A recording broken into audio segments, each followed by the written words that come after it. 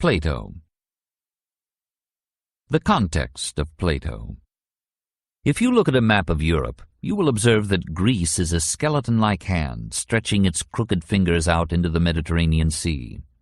South of it lies the great island of Crete, from which those grasping fingers captured in the second millennium before Christ the beginnings of civilization and culture. To the east, across the Aegean Sea, lies Asia Minor, quiet and apathetic now, but throbbing in pre-Platonic days with industry, commerce, and speculation. To the west, across the Ionian, Italy stands, like a leaning tower in the sea, and Sicily and Spain, each in those days with thriving Greek colonies. And at the end, the Pillars of Hercules, which we call Gibraltar, that somber portal through which not many an ancient mariner dared to pass. And on the north, those still untamed and half-barbaric regions, then named Thessaly and Epirus and Macedonia, from which or through which the vigorous bands had come which fathered the geniuses of Homeric and Periclean Greece. Look again at the map, and you see countless indentations of coast and elevations of land, everywhere gulfs and bays and the intrusive sea, and all the earth tumbled and tossed into mountains and hills. Greece was broken into isolated fragments by these natural barriers of sea and soil. Travel and communication were far more difficult and dangerous then than now. Every valley, therefore, developed its own self-sufficient economic life, its own sovereign government, its own institutions and dialect and religion and culture. In each case, one or two cities, and around them, stretching up the mountain slopes, an agricultural hinterland. Such were the city-states of Euboea, and Locris, and Aetolia, and Phocis, and Boeotia, and Achaea, and Argolis, and Elis, and Arcadia, and Messenia, and Laconia, with its Sparta, and Attica, with its Athens. Look at the map a last time, and observe the position of Athens. It is the farthest east of the larger cities of Greece. It was favorably placed to be the door through which the Greeks passed out to the busy cities of Asia Minor, and through which those elder cities sent their luxuries and their culture to adolescent Greece. It had an admirable port, Piraeus, where countless vessels might find a haven from the rough waters of the sea. And it had a great maritime fleet. In 490 to 470 BC, Sparta and Athens, forgetting their jealousies and joining their forces, fought off the effort of the Persians under Darius and Xerxes to turn Greece into a colony of an Asiatic empire. In this struggle of youthful Europe against the senile East, Sparta provided the army and Athens the navy. The war over, Sparta demobilized her troops and suffered the economic disturbances natural to that process, while Athens turned her navy into a merchant fleet and became one of the greatest trading cities of the ancient world. Sparta relapsed into agricultural seclusion and stagnation, while Athens became a busy mart and port, the meeting place of many races of men and of diverse cults and customs, whose contact and rivalry begot comparison, analysis, and thought. Traditions and dogmas rub one another down to a minimum in such centers of varied intercourse. Where there are 1,000 faiths, we are apt to become skeptical of them all. Probably the traders were the first skeptics. They had seen too much to believe too much, and the general disposition of merchants to classify all men as either fools or knaves inclined them to question every creed. Gradually, too, they were developing science. Mathematics grew with the increasing complexity of exchange, astronomy with the increasing audacity of navigation. The growth of wealth brought the leisure and security which are the prerequisite of research and speculation. Men now ask the stars not only for guidance on the seas, but as well for an answer to the riddles of the universe. The first Greek philosophers were astronomers. Proud of their achievements, says Aristotle, men pushed farther afield after the Persian Wars. They took all knowledge for their province and sought ever wider studies. Men grew bold enough to attempt natural explanations of processes and events before attributed to supernatural agencies and powers. Magic and ritual slowly gave way to science and control, and philosophy began. At first this philosophy was physical. It looked out upon the material world and asked what was the final and irreducible constituent of things. The natural termination of this line of thought was the materialism of Democritus. 460 to 360 BC. In reality, there is nothing but atoms and space. This was one of the main streams of Greek speculation. It passed underground for a time in Plato's day, but emerged in Epicurus, 342 to 270, and became a torrent of eloquence in Lucretius, 98 to 55 BC.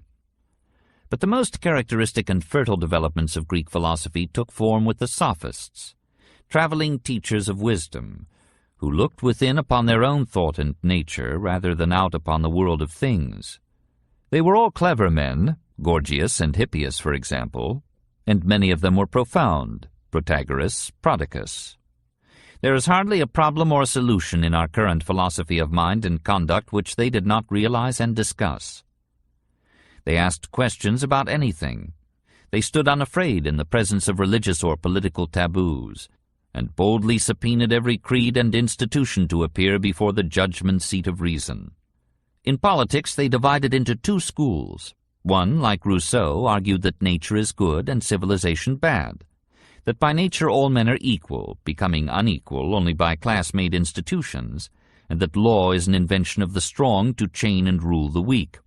Another school, like Nietzsche, claimed that nature is beyond good and evil, that by nature all men are unequal, that morality is an invention of the weak to limit and deter the strong, that power is the supreme virtue and the supreme desire of man, and that of all forms of government the wisest and most natural is aristocracy.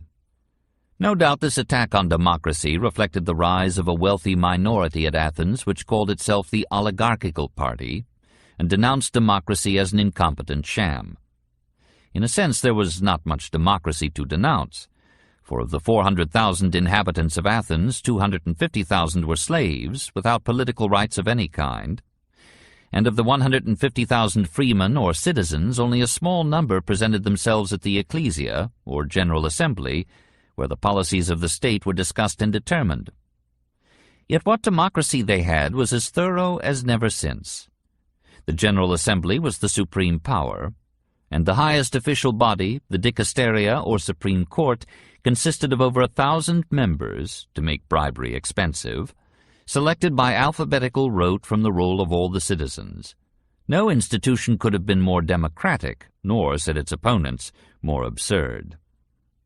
During the great generation-long Peloponnesian War, 430 to 400 BC, in which the military power of Sparta fought and at last defeated the naval power of Athens, the Athenian oligarchic party, led by Critias, advocated the abandonment of democracy on the score of its inefficiency in war, and secretly lauded the aristocratic government of Sparta. Many of the oligarchic leaders were exiled, but when at last Athens surrendered, one of the peace conditions imposed by Sparta was the recall of these exiled aristocrats.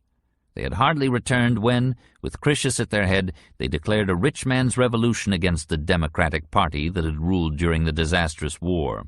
The revolution failed, and Critias was killed on the field of battle. Now Critias was a pupil of Socrates and an uncle of Plato. Socrates. If we may judge from the bust that has come down to us as part of the ruins of ancient sculpture, Socrates was as far from being handsome as even a philosopher can be. A bald head, a great round face, deep-set staring eyes, a broad and flowery nose that gave vivid testimony to many a symposium. It was rather the head of a porter than that of the most famous of philosophers. But if we look again, we see, through the crudity of the stone, something of that human kindliness and unassuming simplicity which made this homely thinker a teacher beloved of the finest youths in Athens. We know so little about him, and yet we know him so much more intimately than the aristocratic Plato or the reserved and scholarly Aristotle. Across 2,300 years we can yet see his ungainly figure, clad always in the same rumpled tunic, walking leisurely through the agora, undisturbed by the bedlam of politics, buttonholing his prey, gathering the young and the learned about him, luring them into some shady nook of the temple porticos, and asking them to define their terms. They were a motley crowd, these youths who flocked about him and helped him to create European philosophy. There were rich young men like Plato and Alcibiades, who relished his satirical analysis of Athenian democracy. There were socialists like Antisthenes, who liked the master's careless poverty and made a religion of it. There was even an anarchist or two among them, like Aristippus, who aspired to a world in which there would be neither masters nor slaves, and all would be as worrylessly free as Socrates. All the problems that agitate human society today and provide the material of youth's endless debate agitated as well that little band of thinkers and talkers who felt, with their teacher, that life without discourse would be unworthy of a man. Every school of social thought had there its representative, and perhaps its origin. How the master lived hardly anybody knew. He never worked, and he took no thought of the morrow.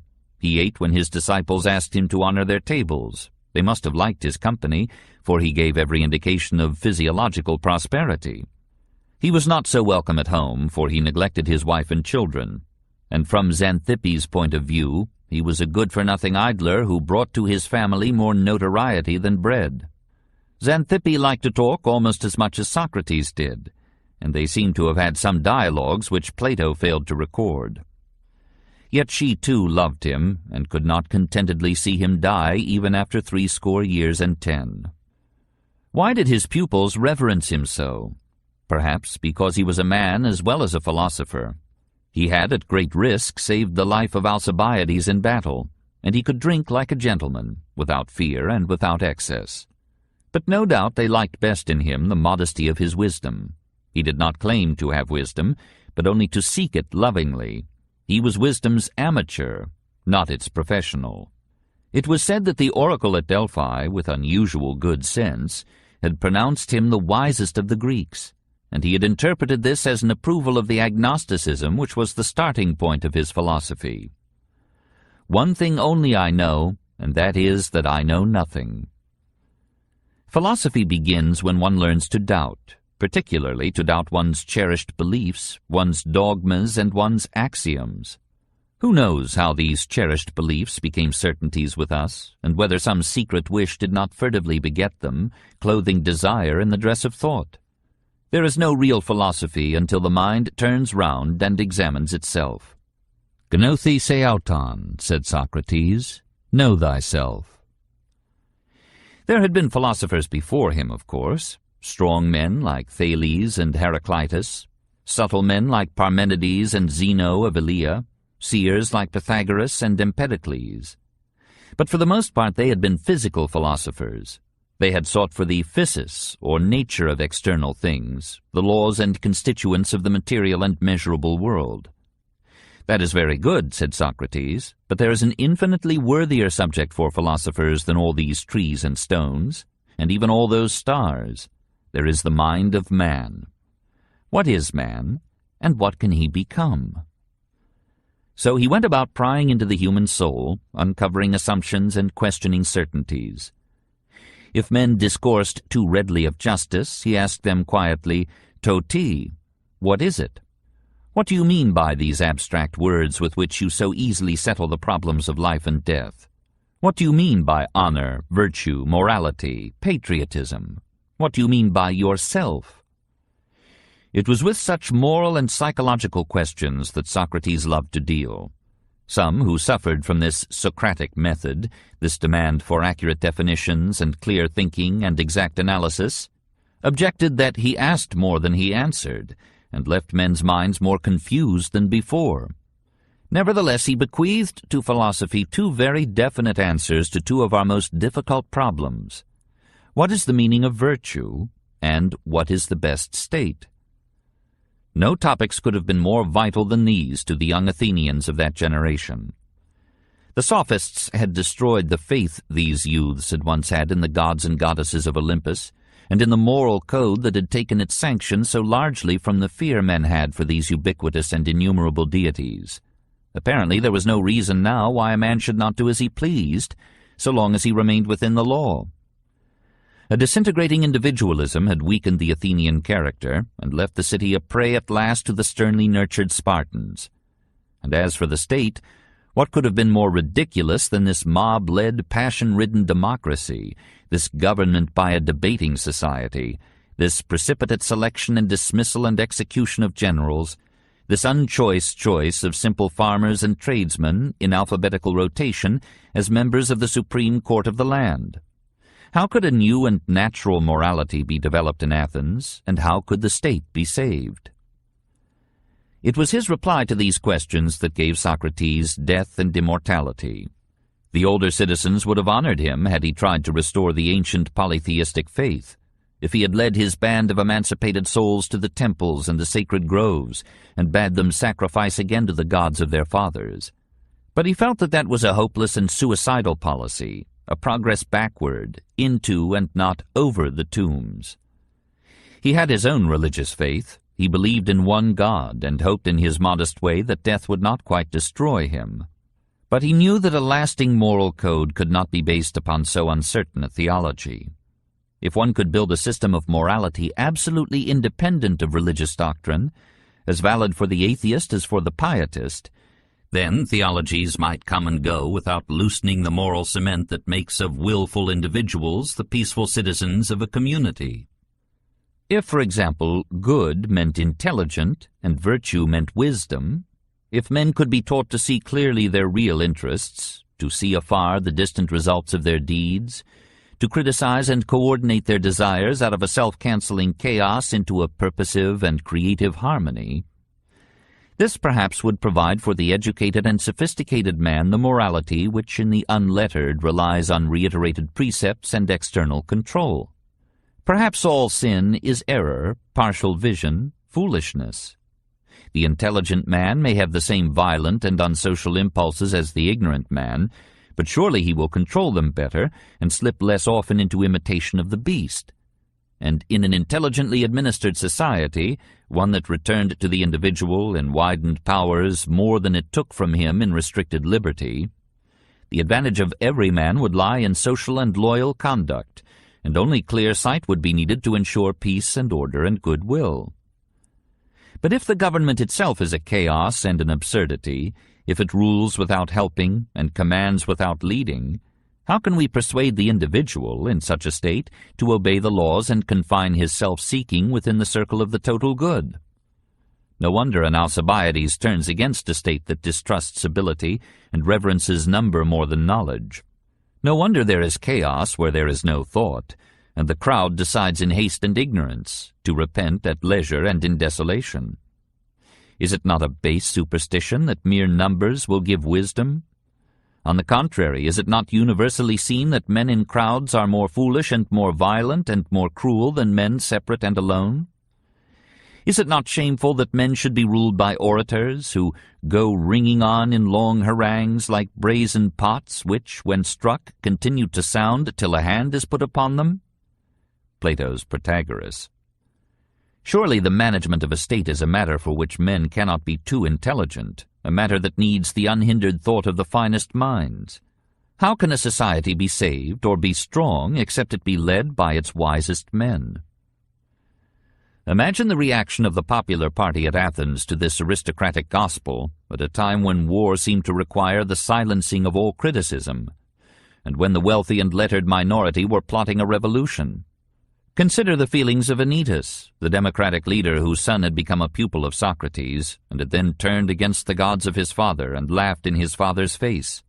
Had not Aristophanes predicted precisely such a result from this specious replacement of the old virtues by unsocial intelligence? In The Clouds, 423 BC, Aristophanes had made great fun of Socrates and his thinking shop, where one learned the art of proving oneself right, however wrong. Pheidippides beats his father on the ground that his father used to beat him, and every debt should be repaid. The satire seems to have been good-natured enough. We find Aristophanes frequently in the company of Socrates. They agreed in their scorn of democracy, and Plato recommended The Clouds to Dionysius. As the play was brought out 24 years before the trial of Socrates, it could have had no great share in bringing the tragic denouement of the philosopher's life. Then the revolution came, and men fought for it and against, bitterly and to the death. When the democracy won, the fate of Socrates was decided. He was the intellectual leader of the revolting party, however pacific he might himself have been. He was the source of the hated aristocratic philosophy. He was the corrupter of youths, drunk with debate. It would be better, said Anytus and Meletus, that Socrates should die. The rest of the story all the world knows, for Plato wrote it down in prose more beautiful than poetry. We are privileged to read for ourselves that simple and courageous, if not legendary, apology or defense, in which the first martyr of philosophy proclaimed the rights and necessity of free thought, upheld his value to the state, and refused to beg for mercy from the crowd whom he had always contemned. They had the power to pardon him. He disdained to make the appeal. It was a singular confirmation of his theories that the judges should wish to let him go while the angry crowd voted for his death. Had he not denied the gods? Woe to him who teaches men faster than they can learn. So they decreed that he should drink the hemlock. His friends came to his prison and offered him an easy escape. They had bribed all the officials who stood between him and liberty. He refused. He was 70 years old now, 399 B.C., Perhaps he thought it was time for him to die, and that he could never again die so usefully. "Be of good cheer," he told his sorrowing friends, "and say that you are burying my body only." When he had spoken these words, says Plato, in one of the great passages of the world's literature, he rose and went into the bath-chamber with Crito, who bade us wait. And we waited, talking and thinking of the greatness of our sorrow. He was like a father of whom we were being bereaved, and we were about to pass the rest of our lives as orphans. Now the hour of sunset was near, for a good deal of time had passed while he was within. When he came out, he sat down with us again, but not much was said. Soon the jailer entered and stood by him, saying, "To you, Socrates, whom I know to be the noblest and gentlest and best of all who ever came to this place, I will not impute the angry feelings of other men who rage and swear at me when, in obedience to the authorities, I bid them drink the poison. Indeed, I am sure that you will not be angry with me, for others, as you are aware, and not I, are the guilty cause. And so fare you well, and try to bear lightly what must needs be. You know my errand." Then, bursting into tears, he turned away and went out. Socrates looked at him and said, "I return your good wishes, and will do as you bid." Then, turning to us, he said, "How charming the man is! Since I have been in prison, he has always been coming to see me, and now see how generously he sorrows for me. But we must do as he says, Crito. Let the cup be brought, if the poison is prepared. If not, let the attendant prepare some." "Yet," said Crito, "the sun is still upon the hilltops, and many a one has taken the draught late. And after the announcement has been made to him, he has eaten and drunk, and indulged in sensual delights. Do not hasten, then, there is still time." Socrates said, "Yes, Crito, and they of whom you speak are right in doing thus, for they think that they will gain by the delay. But I am right in not doing thus, for I do not think that I should gain anything by drinking the poison a little later. I should be sparing and saving a life which is already gone. I could only laugh at myself for this. Please then to do as I say, and not to refuse me." Crito, when he heard this, made a sign to the servant, and the servant went in and remained for some time, and then returned with the jailer carrying the cup of poison. Socrates said, "You, my good friend, who are experienced in these matters, shall give me directions how I am to proceed." The man answered, "You have only to walk about until your legs are heavy, and then to lie down, and the poison will act." At the same time he handed the cup to Socrates, who in the easiest and gentlest manner, without the least fear or change of color or feature, looking at the man with all his eyes, as his manner was, took the cup and said, "What do you say about making a libation out of this cup to any god? May I or not?" The man answered, "We only prepare, Socrates, just so much as we deem enough."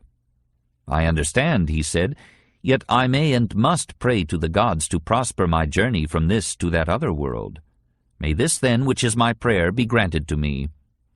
Then, holding the cup to his lips, quite readily and cheerfully, he drank the poison.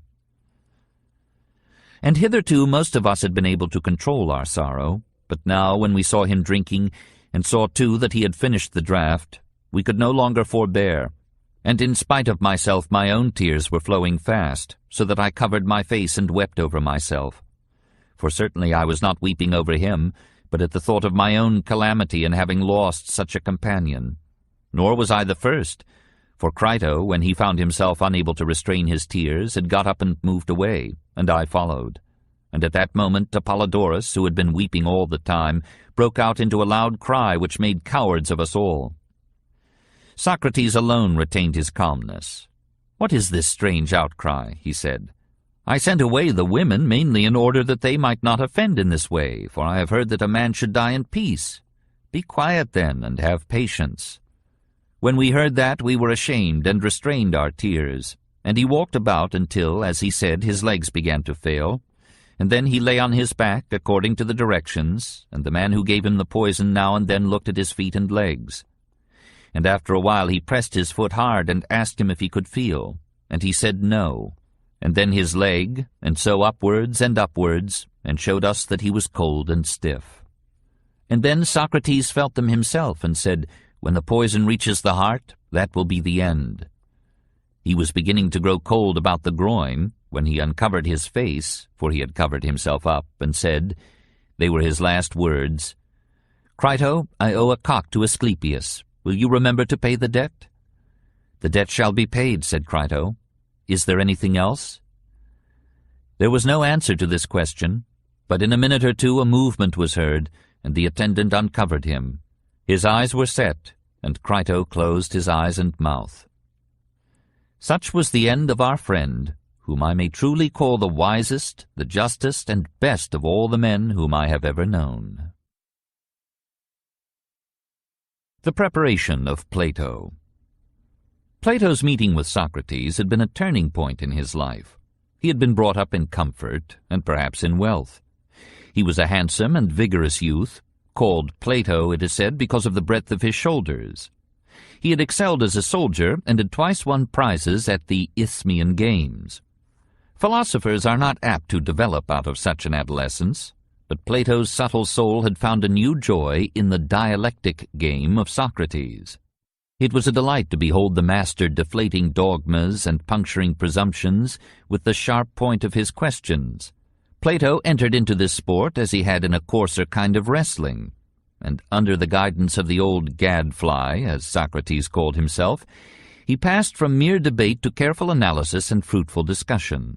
He became a very passionate lover of wisdom and of his teacher. "I thank God," he used to say, "that I was born Greek and not barbarian, freeman and not slave, man and not woman, but above all that I was born in the age of Socrates." He was 28 when the master died, and this tragic end of a quiet life left its mark on every phase of the pupil's thought. It filled him with such a scorn of democracy, such a hatred of the mob, as even his aristocratic lineage and breeding had hardly engendered in him. It led him to a catonic resolve that democracy must be destroyed, to be replaced by the rule of the wisest and the best. It became the absorbing problem of his life to find a method whereby the wisest and the best might be discovered and then enabled and persuaded to rule. Meanwhile, his efforts to save Socrates had marked him out for suspicion by the democratic leaders. His friends urged that Athens was unsafe for him, that it was an admirably propitious moment for him to see the world. And so, in that year 399 B.C., he set out. Where he went we cannot for certain say. There is a merry war of the authorities for every turn of his route. He seems to have gone first to Egypt, and was somewhat shocked to hear from the priestly class which ruled that land that Greece was an infant state, without stabilizing traditions or profound culture, not yet therefore to be taken seriously by these sphinxly pundits of the Nile. But nothing so educates us as a shock. The memory of this learned caste, theocratically ruling a static agricultural people, remained alive in Plato's thought, and played its part in writing his Utopia. And then off he sailed to Sicily, and to Italy. There he joined for a time the school or sect which the great Pythagoras had founded. And once again his susceptible mind was marked with the memory of a small group of men set aside for scholarship and rule, living a plain life despite the possession of power. 12 years he wandered, imbibing wisdom from every source, sitting at every shrine, tasting every creed. Some would have it that he went to Judea and was molded for a while by the tradition of the almost socialistic prophets. and even that he found his way to the banks of the Ganges and learned the mystic meditations of the Hindus. We do not know. He returned to Athens in 387 BC, a man of 40 now, ripened to maturity by the variety of many peoples and the wisdom of many lands. He had lost a little of the hot enthusiasms of youth, but he had gained a perspective of thought in which every extreme was seen as a half-truth, and the many aspects of every problem blended into a distributive justice to every facet of the truth. He had knowledge and he had art. For once the philosopher and the poet lived in one soul, and he created for himself a medium of expression in which both beauty and truth might find room and play. The dialogue. Never before, we may believe, had philosophy assumed so brilliant a garb, and surely never since. Even in translation, this style shines and sparkles and leaps and bubbles over. Plato, says one of his lovers, Shelley, exhibits the rare union of close and subtle logic with the Pythian enthusiasm of poetry, melted by the splendor and harmony of his periods into one irresistible stream of musical impressions, which hurry the persuasions onward as in a breathless career. It was not for nothing that the young philosopher had begun as a dramatist. The difficulty in understanding Plato lies precisely in this intoxicating mixture of philosophy and poetry, of science and art. We cannot always tell in which character of the dialogue the author speaks, nor in which form, whether he is literal or speaks in metaphor, whether he jests or is in earnest. His love of jest and irony and myth leaves us at times baffled. Almost we could say of him that he did not teach except in parables. Shall I, as an older person, speak to you, as younger men, in apologue or myth? Asks his Protagoras. These dialogues, we are told, were written by Plato for the general reading public of his day. By their conversational method, their lively war of pros and cons, and their gradual development and frequent repetition of every important argument, they were explicitly adapted, obscure though they may seem to us now, to the understanding of the man who must taste philosophy as an occasional luxury, and who is compelled by the brevity of life to read as he who runs may read. Therefore we must be prepared to find in these dialogues much that is playful and metaphorical, much that is unintelligible except to scholars learned in the social and literary minutiae of Plato's time, much that today will seem irrelevant and fanciful, but might well have served as the very sauce and flavor by which a heavy dish of thought was made digestible for minds unused to philosophic fare. Let us confess, too, that Plato has in sufficient abundance the qualities which he condemns. He inveighs against poets and their myths, and proceeds to add one to the number of poets and hundreds to the number of myths. He complains of the priests, who go about preaching hell and offering redemption from it for a consideration, but he himself is a priest, a theologian, a preacher, a super-moralist, a Savonarola denouncing art and inviting vanities to the fire. He acknowledges, Shakespeare-like, that comparisons are slippery, but he slips out of one into another and another and another. He condemns the sophists as phrase-mongering disputants, but he himself is not above chopping logic like a sophomore. Faguet parodies him. The whole is greater than the part? Surely. And the part is less than the whole? Yes. Therefore clearly philosophers should rule the state. What is that? It is evident. Let us go over it again. But this is the worst that we can say of him. And after it is said, the dialogues remain one of the priceless treasures of the world. The best of them, The Republic, is a complete treatise in itself, Plato reduced to a book. Here we shall find his metaphysics, his theology, his ethics, his psychology, his pedagogy, his politics, his theory of art.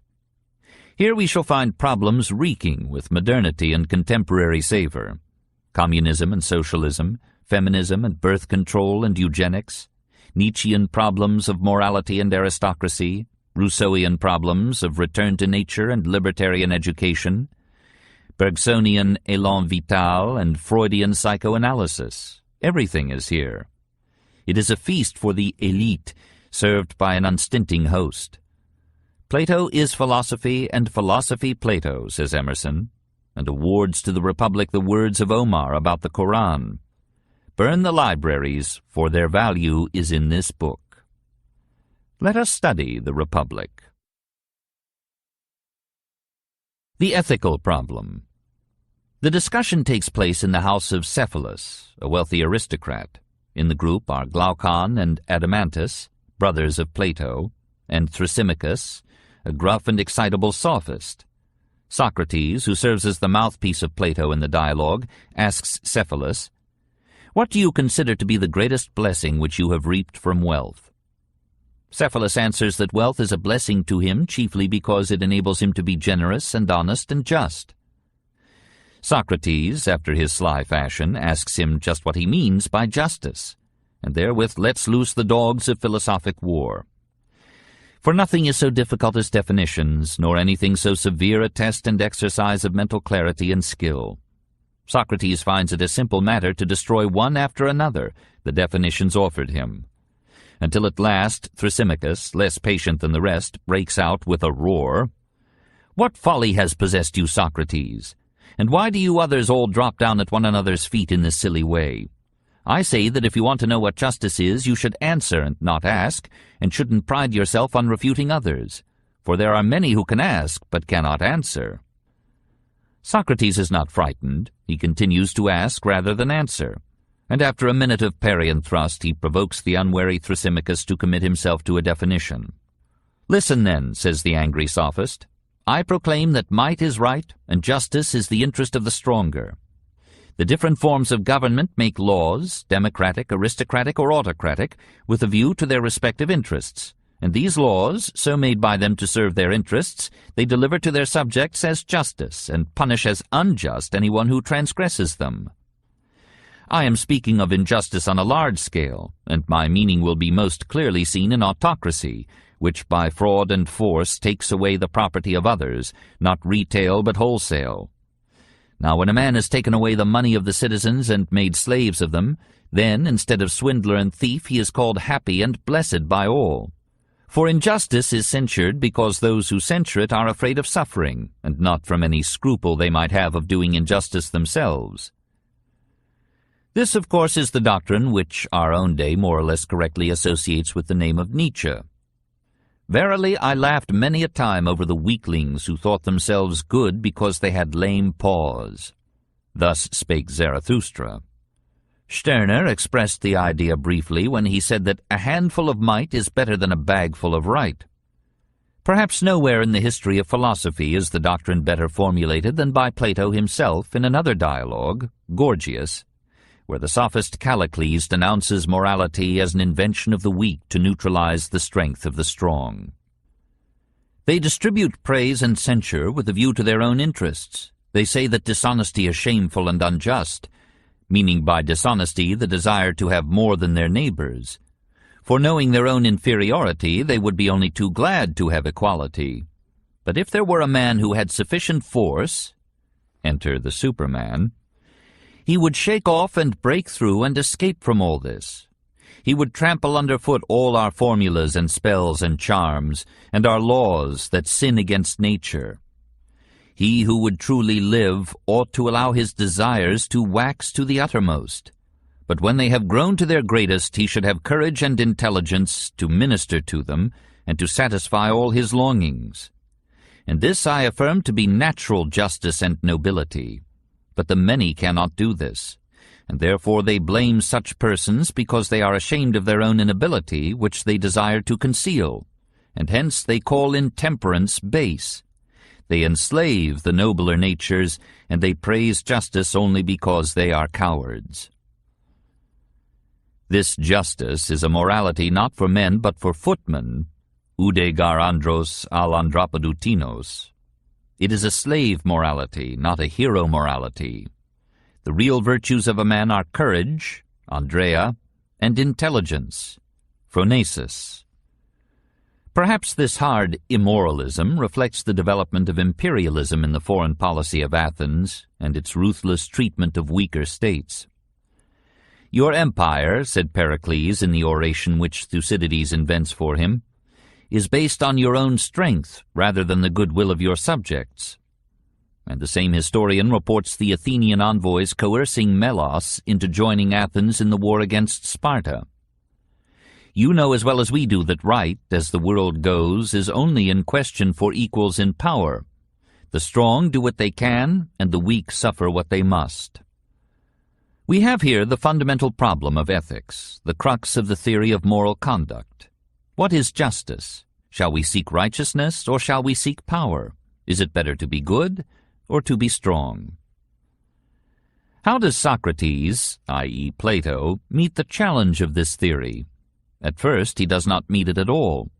He points out that justice is a relation among individuals, depending on social organization, and that in consequence it can be studied better as a part of the structure of a community than as a quality of personal conduct.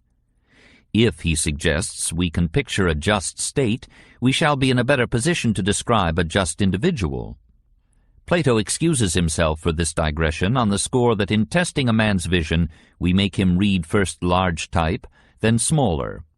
So, he argues, it is easier to analyze justice on a large scale than on the small scale of individual behavior. But we need not be deceived. In truth, the master is patching two books together and uses the argument as a seam. He wishes not only to discuss the problems of personal morality, but the problems of social and political reconstruction as well.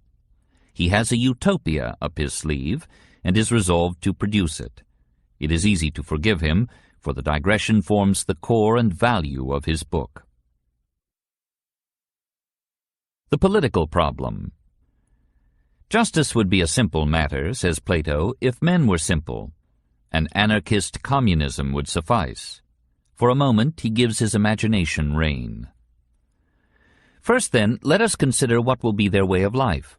Will they not produce corn and wine and clothes and shoes, and build houses for themselves? And when they are housed, they will work in summer commonly stripped and barefoot, but in winter substantially clothed and shod.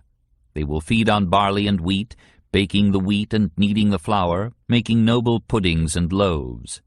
These they will serve up on a mat of reed or clean leaves, themselves reclining the while upon beds of yew or myrtle boughs. And they and their children will feast, drinking of the wine which they have made, wearing garlands on their heads, and having the praises of the gods on their lips, living in sweet society, and having a care that their families do not exceed their means. For they will have an eye to poverty or war. Of course they will have a relish, salt and olives and cheese and onions and cabbages or other country herbs, which are fit for boiling. And we shall give them a dessert of figs and pulse and beans and myrtle berries and beech nuts, which they will roast at the fire, drinking in moderation. And with such a diet they may be expected to live in peace to a good old age, and bequeath a similar life to their children after them. Observe here the passing reference to the control of population, by infanticide, presumably, to vegetarianism, and to a return to nature, to the primitive simplicity which Hebrew legend pictures in the Garden of Eden.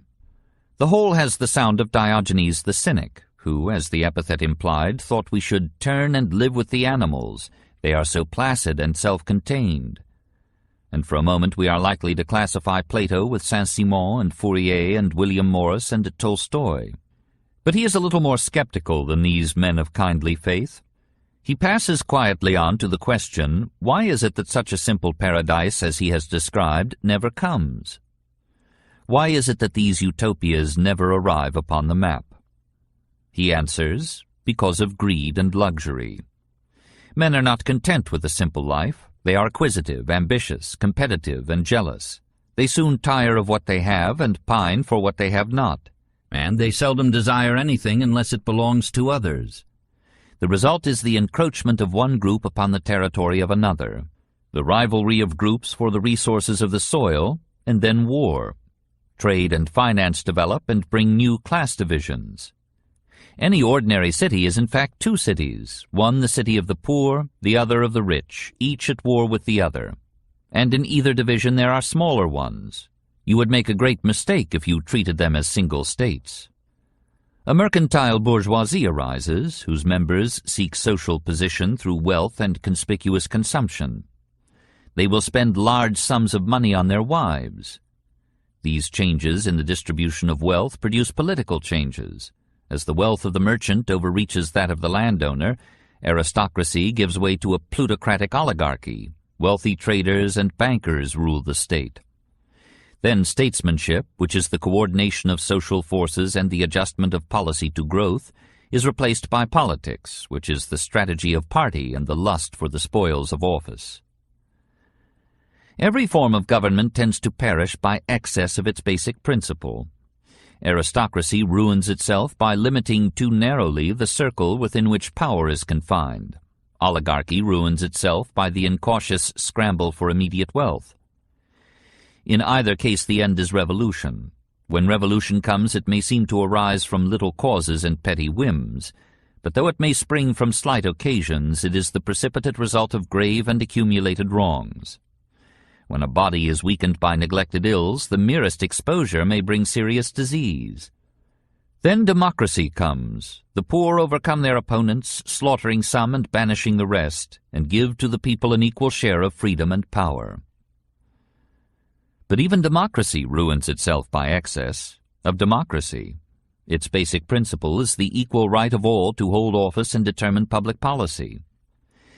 This is at first glance a delightful arrangement. It becomes disastrous because the people are not properly equipped by education to select the best rulers and the wisest courses.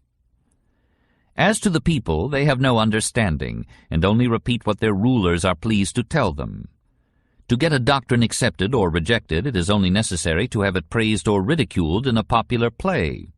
A hit, no doubt, at Aristophanes, whose comedies attacked almost every new idea. Mob rule is a rough sea for the ship of state to ride.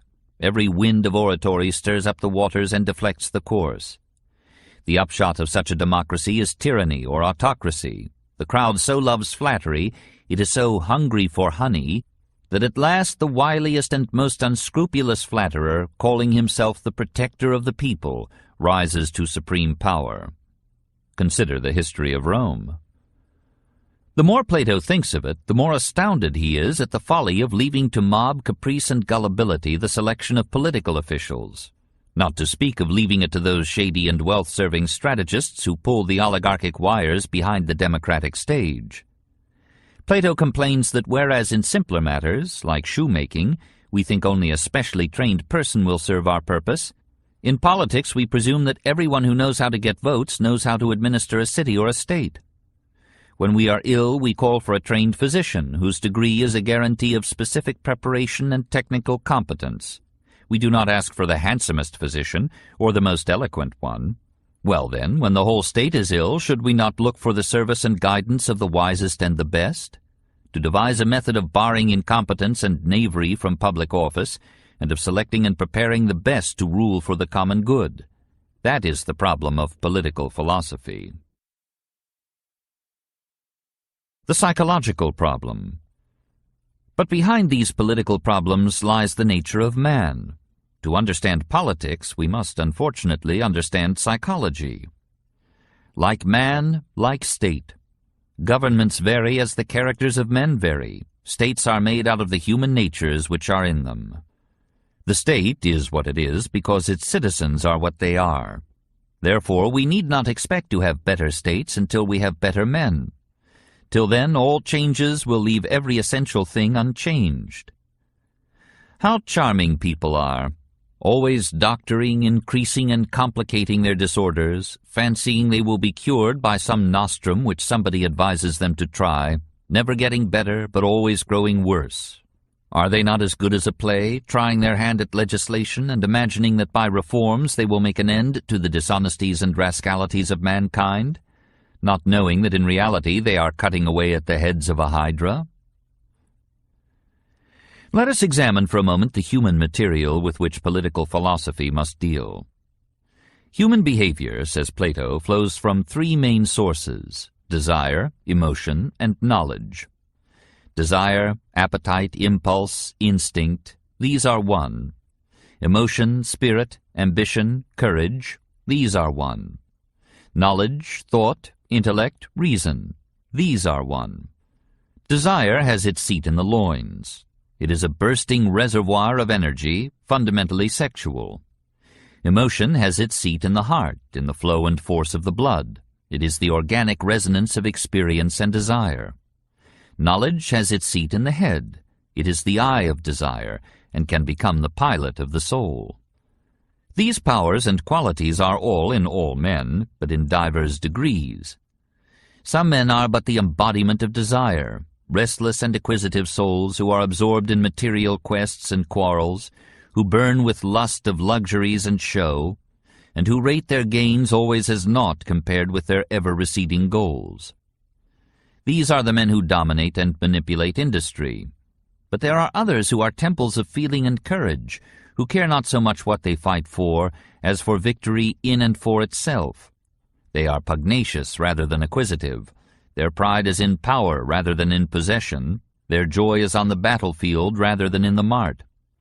These are the men who make the armies and navies of the world. And last are the few whose delight is in meditation and understanding, who yearn not for goods, nor for victory, but for knowledge, who leave both market and battlefield to lose themselves in the quiet clarity of secluded thought, whose will is a light rather than a fire, whose haven is not power but truth. These are the men of wisdom, who stand aside unused by the world. Now, just as effective individual action implies that desire, though warmed with emotion, is guided by knowledge, so in the perfect state the industrial forces would produce, but they would not rule. The military forces would protect, but they would not rule. The forces of knowledge and science and philosophy would be nourished and protected, and they would rule. Unguided by knowledge, the people are a multitude without order, like desires in disarray. The people need the guidance of philosophers as desires need the enlightenment of knowledge. Ruin comes when the trader, whose heart is lifted up by wealth, becomes ruler, or when the general uses his army to establish a military dictatorship. The producer is at his best in the economic field. The warrior is at his best in battle. They are both at their worst in public office. And in their crude hands, politics submerges statesmanship. For statesmanship is a science and an art. One must have lived for it and been long prepared. Only a philosopher king is fit to guide a nation. Until philosophers are kings, or the kings and princes of this world have the spirit and power of philosophy, and wisdom and political leadership meet in the same man, cities will never cease from ill, nor the human race. This is the keystone of the arch of Plato's thought. The psychological solution. Well then, what is to be done? We must begin by sending out into the country all the inhabitants of the city who are more than 10 years old, and by taking possession of the children, who will thus be protected from the habits of their parents. We cannot build utopia with young people corrupted at every turn by the example of their elders. We must start, so far as we can, with a clean slate. It is quite possible that some enlightened ruler will empower us to make such a beginning with some part or colony of his realm. One ruler did, as we shall see. In any case, we must give to every child, and from the outset, full equality of educational opportunity. There is no telling where the light of talent or genius will break out. We must seek it impartially everywhere, in every rank and race. The first turn on our road is universal education. For the first 10 years of life, education shall be predominantly physical. Every school is to have a gymnasium and a playground. Play and sport are to be the entire curriculum. And in this first decade, such health will be stored up as will make all medicine unnecessary. To require the help of medicine, because by lives of indolence and luxury men have filled themselves like pools with waters and winds, flatulence and catarrh, is not this a disgrace? Our present system of medicine may be said to educate diseases, to draw them out into a long existence, rather than to cure them. But this is an absurdity of the idle rich. When a carpenter is ill, he asks the physician for a rough and ready remedy, an emetic, or a purge, or cautery, or the knife. And if anyone tells him that he must go through a course of dietetics, and swathe and swaddle his head, and all that sort of thing, he replies at once that he has no time to be ill, and that he sees no good in a life that is spent in nursing his disease to the neglect of his ordinary calling. and therefore saying goodbye to this sort of physicians, he resumes his customary diet and either gets well and lives and does his business, or if his constitution fails, he dies and has done with it. We cannot afford to have a nation of malingerers and invalids. Utopia must begin in the body of man. But mere athletics and gymnastics would make a man too one-sided. How shall we find a gentle nature which has also great courage? For they seem to be inconsistent with each other. We do not want a nation of prize-fighters and weight-lifters. Perhaps music will solve our problem. Through music the soul learns harmony and rhythm, and even a disposition to justice. For can he who is harmoniously constituted ever be unjust? Is not this, Glaucon, why musical training is so powerful? Because rhythm and harmony find their way into the secret places of the soul, bearing grace in their movements and making the soul graceful? Music molds character, and therefore shares in determining social and political issues. Damon tells me, and I can quite believe it, that when modes of music change, the fundamental laws of the state change with them. Music is valuable not only because it brings refinement of feeling and character, but also because it preserves and restores health. There are some diseases which can be treated only through the mind. So the Corybantic priest treated hysterical women with wild pipe music, which excited them to dance and dance till they fell to the ground exhausted and went to sleep. When they awoke, they were cured. The unconscious sources of human thought are touched and soothed by such methods, and it is in these substrata of behavior and feeling that genius sinks its roots. No man, when conscious, attains to true or inspired intuition, but rather when the power of intellect is fettered in sleep or by disease or dementia. The prophet, Mantiquae, or genius, is akin to the madman, Manichae. Plato passes on to a remarkable anticipation of psychoanalysis. Our political psychology is perplexed, he argues, because we have not adequately studied the various appetites or instincts of man. Dreams may give us a clue to some of the subtle and more elusive of these dispositions. Certain of the unnecessary pleasures and instincts are deemed to be unlawful. Every man appears to have them, but in some persons they are subjected to the control of law and reason, sublimated, and the better desires prevailing over them, they are either wholly suppressed or reduced in strength and number, while in other persons these desires are stronger and more abundant. I mean particularly those desires which are awake when the reasoning and taming and ruling power, censor, of the personality is asleep. The wild beast in our nature, gorged with meat and drink, starts up and walks about naked and surfeits at his will. And there is no conceivable folly or crime, however shameless or unnatural, not excepting incest or parricide, Oedipus complex, of which such a nature may not be guilty. But when a man's pulse is healthy and temperate, and he goes to sleep cool and rational, having indulged his appetites neither too much nor too little, but just enough to lay them to sleep, he is then least likely to be the sport of fanciful and lawless visions. In all of us, even in good men, there is such a latent wild beast nature which peers out in sleep. Music and measure lend grace and health to the soul and to the body. But again, too much music is as dangerous as too much athletics. To be merely an athlete is to be nearly a savage, and to be merely a musician is to be melted and softened beyond what is good. The two must be combined, and after 16, the individual practice of music must be abandoned, though choral singing, like communal games, will go on throughout life. Nor is music to be merely music. It must be used to provide attractive forms for the sometimes unappetizing contents of mathematics, history, and science. There is no reason why for the young these difficult studies should not be smoothed into verse and beautified with song. Even then these studies are not to be forced upon an unwilling mind. Within limits, a libertarian spirit must prevail.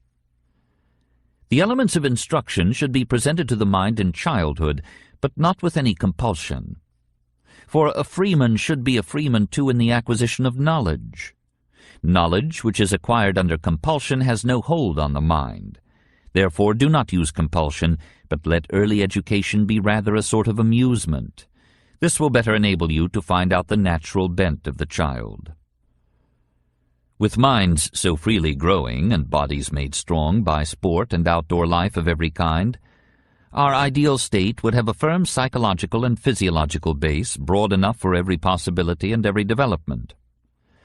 But a moral basis must be provided as well. The members of the community must make a unity. They must learn that they are members of one another, that they owe to one another certain amenities and obligations.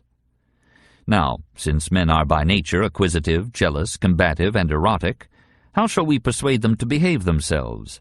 By the policeman's omnipresent club? It is a brutal method, costly and irritating. There is a better way, and that is by lending to the moral requirements of the community the sanction of supernatural authority. We must have a religion. Plato believes that a nation cannot be strong unless it believes in God.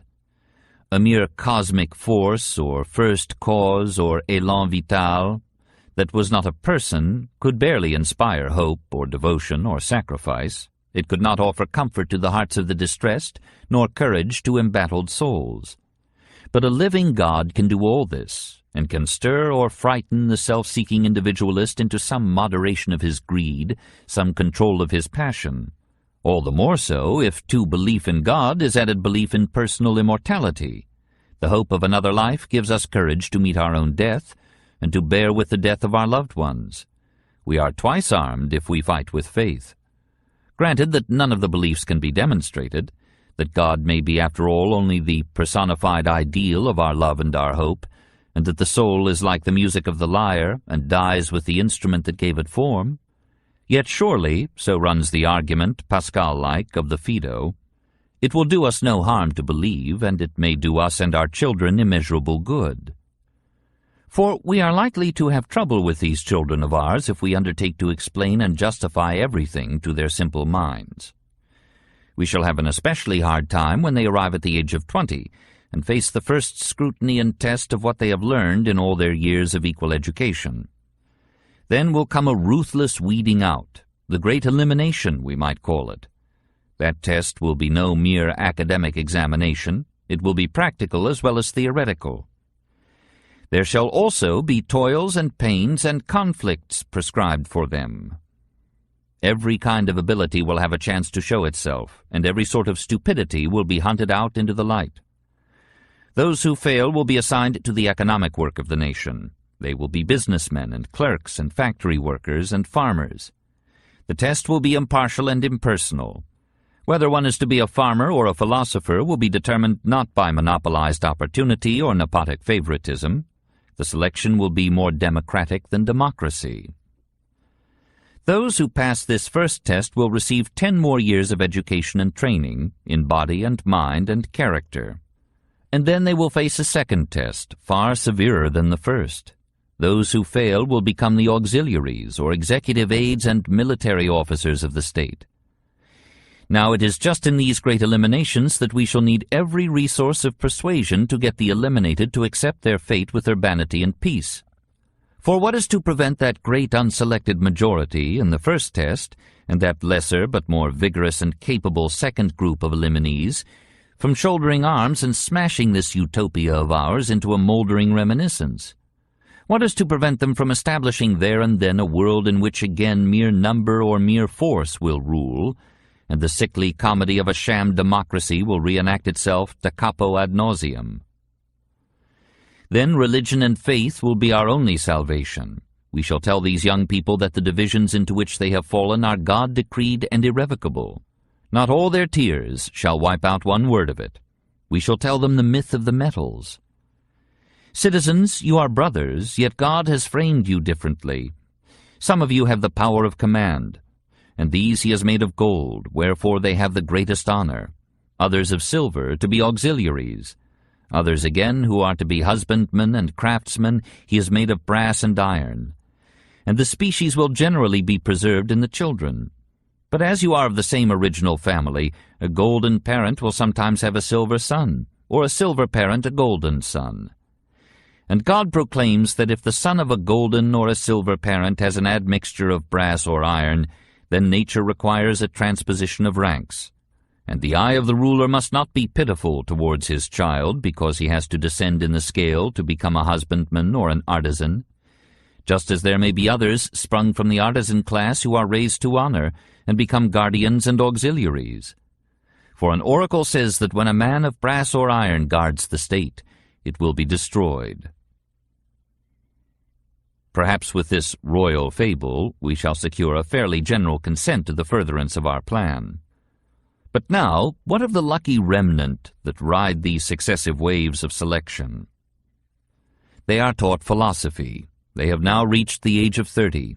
It would not have been wise to let them taste the dear delight too early, for young men, when they first get the taste of philosophy in their mouths, argue for amusement, and are always contradicting and refuting, like puppy dogs who delight to tear and pull at all who come near them. This dear delight, philosophy, means two things chiefly: to think clearly, which is metaphysics, and to rule wisely, which is politics. First, then, our young elite must learn to think clearly. For that purpose, they shall study the doctrine of ideas. But this famous doctrine of ideas, embellished and obscured by the fancy and poetry of Plato, is a discouraging maze to the modern student, and must have offered another severe test to the survivors of many siftings. The idea of a thing might be the general idea of the class to which it belongs. The idea of John or Dick or Harry is man. Or it might be the law or laws according to which the thing operates. The idea of John would be the reduction of all his behavior to natural laws. Or it might be the perfect purpose and ideal towards which the thing and its class may develop. The idea of John is the John of Utopia. Very probably the idea is all of these: idea, law, and ideal. Behind the surface phenomena and particulars which greet our senses are generalizations, regularities, and directions of development, unperceived by sensation but conceived by reason and thought. These ideas, laws, and ideals are more permanent, and therefore more real, than the sense-perceived particular things through which we conceive and deduce them. Man is more permanent than Tom or Dick or Harry.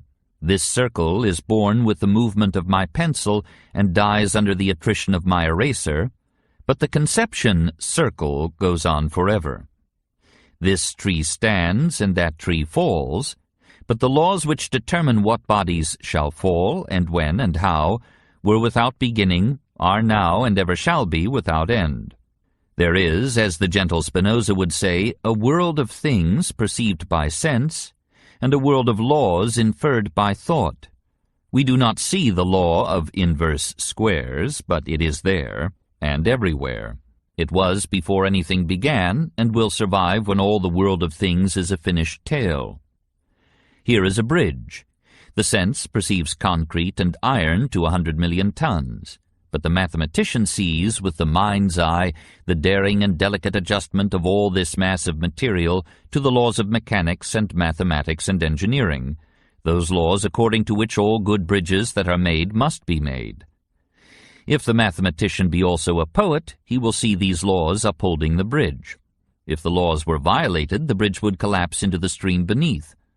The laws are the god that holds up the bridge in the hollow of his hand. Aristotle hints something of this when he says that by ideas Plato meant what Pythagoras meant by number, when he taught that this is a world of numbers, meaning presumably that the world is ruled by mathematical constancies and regularities. Plutarch tells us that according to Plato, God always geometrizes, or, as Spinoza puts the same thought, God and the universal laws of structure and operation are one and the same reality. To Plato, as to Bertrand Russell, mathematics is therefore the indispensable prelude to philosophy and its highest form. Over the doors of his academy, Plato placed, Dantesquely, these words, "Let no man ignorant of geometry enter here." Without these ideas, these generalizations, regularities, and ideals, the world would be to us as it must seem to the first opened eyes of the child, a mass of unclassified and unmeaning particulars of sensation. For meaning can be given to things only by classifying and generalizing them, by finding the laws of their beings and the purpose and goals of their activity. Or the world without ideas would be a heap of book titles fallen haphazard out of the catalogue, as compared to the same titles arranged in order according to their classes, their sequences, and their purposes. It would be the shadows in a cave as compared with the sunlit realities without, which cast those fantastic and deceptive shadows within. Therefore, the essence of a higher education is the search for ideas, for generalizations, laws of sequence, and ideals of development. Behind things we must discover their relation and meaning, their mode and law of operation, the function and ideal they serve or adumbrate. We must classify and coordinate our sense experience in terms of law and purpose. Only for lack of this does the mind of the imbecile differ from the mind of Caesar. Well, after 5 years of training in this recondite doctrine of ideas, this art of perceiving significant forms and causal sequences and ideal potentialities amid the welter and hazard of sensation, after 5 years of training in the application of this principle to the behavior of men and the conduct of states, after this long preparation from childhood through youth and into the maturity of 35, surely now these perfect products are ready to assume the royal purple and the highest functions of public life? Surely they are at last the philosopher-kings who are to rule and to free the human race? Alas, not yet. Their education is still unfinished. For after all, it has been in the main a theoretical education. Something else is needed. Let these PhDs pass down now from the heights of philosophy into the cave of the world of men and things. Generalizations and abstractions are worthless except they be tested by this concrete world. Let our students enter that world with no favor shown them. They shall compete with men of business, with hard-headed grasping individualists, with men of brawn and men of cunning. In this mart of strife they shall learn from the book of life itself. They shall hurt their fingers and scratch their philosophic shins on the crude realities of the world. They shall earn their bread and butter by the sweat of their high brows. And this last and sharpest test shall go on ruthlessly for 15 long years. Some of our perfect products will break under the pressure and be submerged by this last great wave of elimination. Those that survive, scarred and 50, sobered and self-reliant, shorn of scholastic vanity by the merciless friction of life, and armed now with all the wisdom that tradition and experience, culture and conflict can cooperate to give, these men at last shall automatically become the rulers of the state. The political solution. Automatically, without any hypocrisy of voting. Democracy means perfect equality of opportunity, especially in education, not the rotation of every Tom, Dick, and Harry in public office. Every man shall have an equal chance to make himself fit for the complex tasks of administration, but only those who have proved their mettle, M-E-T-T-L-E, or in our myth, their metal, M-E-T-A-L, and have emerged from all tests with the insignia of skill, shall be eligible to rule. Public officials shall be chosen not by votes, nor by secret cliques pulling the unseen wires of democratic pretense, but by their own ability as demonstrated in the fundamental democracy of an equal race. Nor shall any man hold office without specific training, nor hold high office till he has first filled a lower office well. Is this aristocracy? Well, we need not be afraid of the word if the reality is good which it betokens. Words are wise men's counters, without value of their own. They are the money only of fools and politicians. We want to be ruled by the best, which is what aristocracy means. Have we not, Carlyle-like, yearned and prayed to be ruled by the best? But we have come to think of aristocracies as hereditary. Let it be carefully noted that this Platonic aristocracy is not of that kind. One would rather call it a democratic aristocracy. For the people, instead of blindly electing the lesser of two evils presented to them as candidates by nominating cliques, will here be themselves, every one of them, the candidates, and will receive an equal chance of educational election to public office. There is no caste here, no inheritance of position or privilege, no stoppage of talent impecuniously born. The son of a ruler begins on the same level and receives the same treatment and opportunity as the son of a bootblack. If the ruler's son is a dolt, he falls at the first shearing. If the bootblack son is a man of ability, the way is clear for him to become a guardian of the state. Career will be open to talent wherever it is born. This is a democracy of the schools, 100-fold more honest and more effective than a democracy of the polls. And so, setting aside every other business, the guardians will dedicate themselves wholly to the maintenance of freedom in the state, making this their craft and engaging in no work which does not bear upon this end. They shall be legislature and executive and court in one. Even the laws shall not bind them to a dogma in the face of altered circumstance. The rule of the guardians shall be a flexible intelligence unbound by precedent. But how can men of 50 have a flexible intelligence? Will they not be mentally plaster-casted by routine? Adeimantus, echoing no doubt some hotly brotherly debate in Plato's home, objects that philosophers are dolts or rogues who would rule either foolishly or selfishly or both. The votaries of philosophy who carry on the study not only in youth with a view to education, but as the pursuit of their maturer years, these men for the most part grow into very strange beings, not to say utter scoundrels, and the result with those who may be considered the best of them is that they are made useless to the world by the very study which you extol. This is a fair enough description of some bespectacled modern philosophers, but Plato answers that he is guarded against this difficulty by giving his philosophers the training of life as well as the erudition of the schools, that they will in consequence be men of action rather than merely men of thought, men seasoned to high purposes and noble temper by long experience and trial. By philosophy, Plato means an active culture, wisdom that mixes with the concrete busyness of life. He does not mean a closeted and impractical metaphysician. Plato is the man who least resembles Kant, which is, with all respect, a considerable merit. Fage.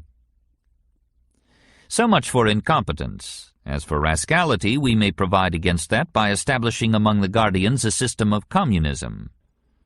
In the first place, none of them should have any property beyond what is absolutely necessary. Neither should they have a private house, with bars and bolts, closed against anyone who has a mind to enter. Their provisions should be only such as are required by trained warriors, who are men of temperance and courage. Their agreement is to receive from the citizens a fixed rate of pay, enough to meet the expenses of the year and no more, and they will have common meals and live together like soldiers in a camp. Gold and silver we will tell them that they have from God. The diviner metal is within them, and they have therefore no need of that earthly dross which passes under the name of gold, and ought not to pollute the divine by earthly admixture, for that commoner metal has been the source of many unholy deeds. But their own is undefiled. And they alone of all the citizens may not touch or handle silver or gold, or be under the same roof with them, or wear them, or drink from them. And this will be their salvation, and the salvation of the state. But should they ever acquire homes or lands or moneys of their own, they will become housekeepers and husbandmen instead of guardians, enemies and tyrants instead of allies of the other citizens. Hating and being hated, plotting and being plotted against, they will pass through life in much greater terror of internal than of external enemies, and the hour of ruin, both to themselves and to the rest of the state, will be at hand. This arrangement will make it unprofitable as well as dangerous for the guardians to rule as a clique, seeking the good of their class rather than that of the community as a whole. For they will be protected from want. The necessities and modest luxuries of a noble life will be theirs in regular provision, without the searing and wrinkling care of economic worry. But by the same token they will be precluded from cupidity and sordid ambitions. They will always have just so much of the world's goods and no more. They will be like physicians, establishing, and themselves accepting, a dietary for a nation. They will eat together like consecrated men. They will sleep together in single barracks like soldiers sworn to simplicity. Friends should have all things in common, as Pythagoras used to say.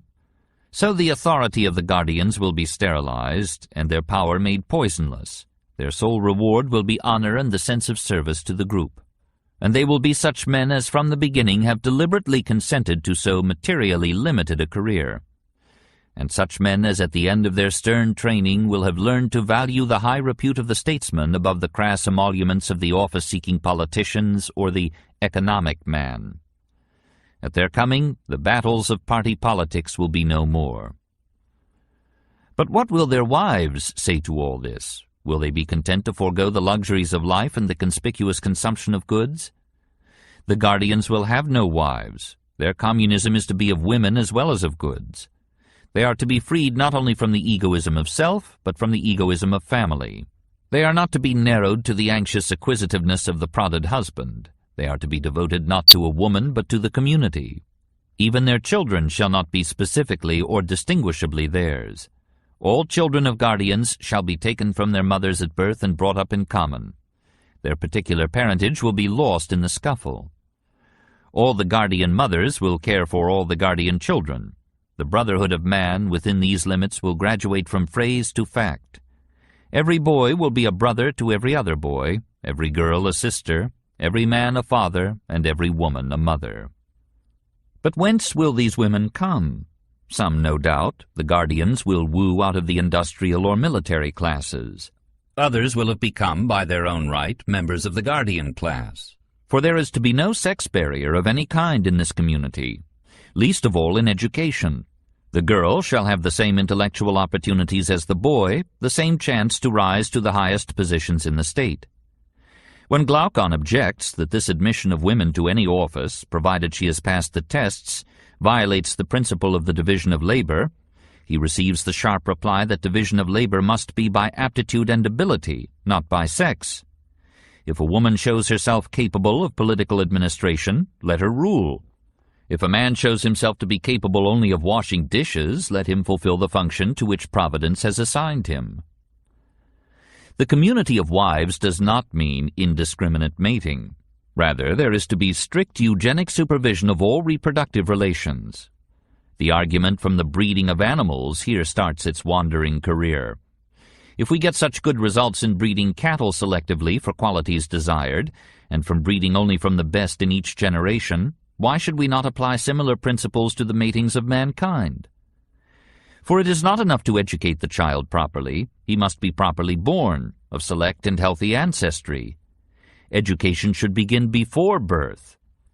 Therefore, no man or woman shall procreate unless in perfect health. A health certificate is to be required of every bride and groom. Men may reproduce only when they are above 30 and under 45. Women only when they are above 20 and under 40. Men unmarried by 35 are to be taxed into felicity. Offspring born of unlicensed matings or deformed are to be exposed and left to die. Before and after the ages specified for procreation, mating is to be free on condition that the fetus be aborted. We grant this permission with strict orders to the parties to do all in their power to prevent any embryo from seeing the light, and if any should force its way to birth, they must understand that the offspring of such a union cannot be maintained, and they must make their arrangements accordingly. The marriage of relatives is prohibited as inducing degeneration. The best of either sex should be united with the best as often as possible, and the inferior with the inferior, and they are to rear the offspring of the one sort but not that of the other, for this is the only way of keeping the flock in prime condition. Our braver and better youth, besides their other honors and rewards, are to be permitted a greater variety of mates, for such fathers ought to have as many sons as possible. But our eugenic society must be protected not only from disease and deterioration within, but from enemies without. It must be ready, if need be, to wage successful war. Our model community would of course be pacific, for it would restrict population within the means of subsistence. But neighboring states not so managed might well look upon the orderly prosperity of our utopia as an invitation to raid and rapine. Hence, while deploring the necessity, we shall have in our intermediate class a sufficient number of well-trained soldiers, living a hard and simple life like the guardians, on a stated modicum of goods supplied by their maintainers and forefathers, the people. At the same time, every precaution must be taken to avoid the occasions of war. The primary occasion is overpopulation.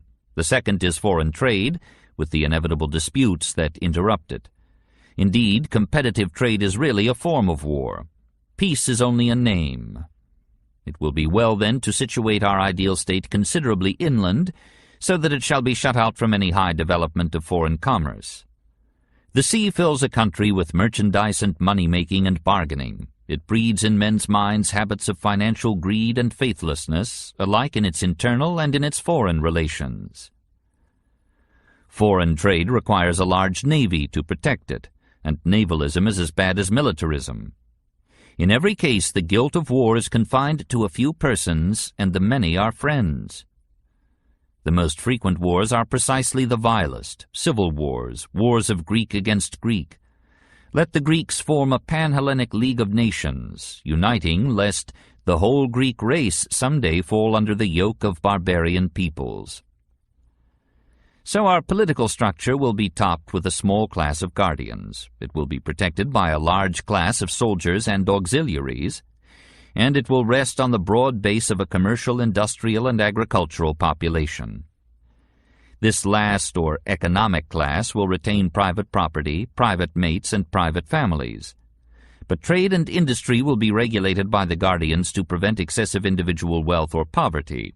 Anyone acquiring more than 4 times the average possession of the citizens must relinquish the excess to the state. Perhaps interest will be forbidden and profits limited.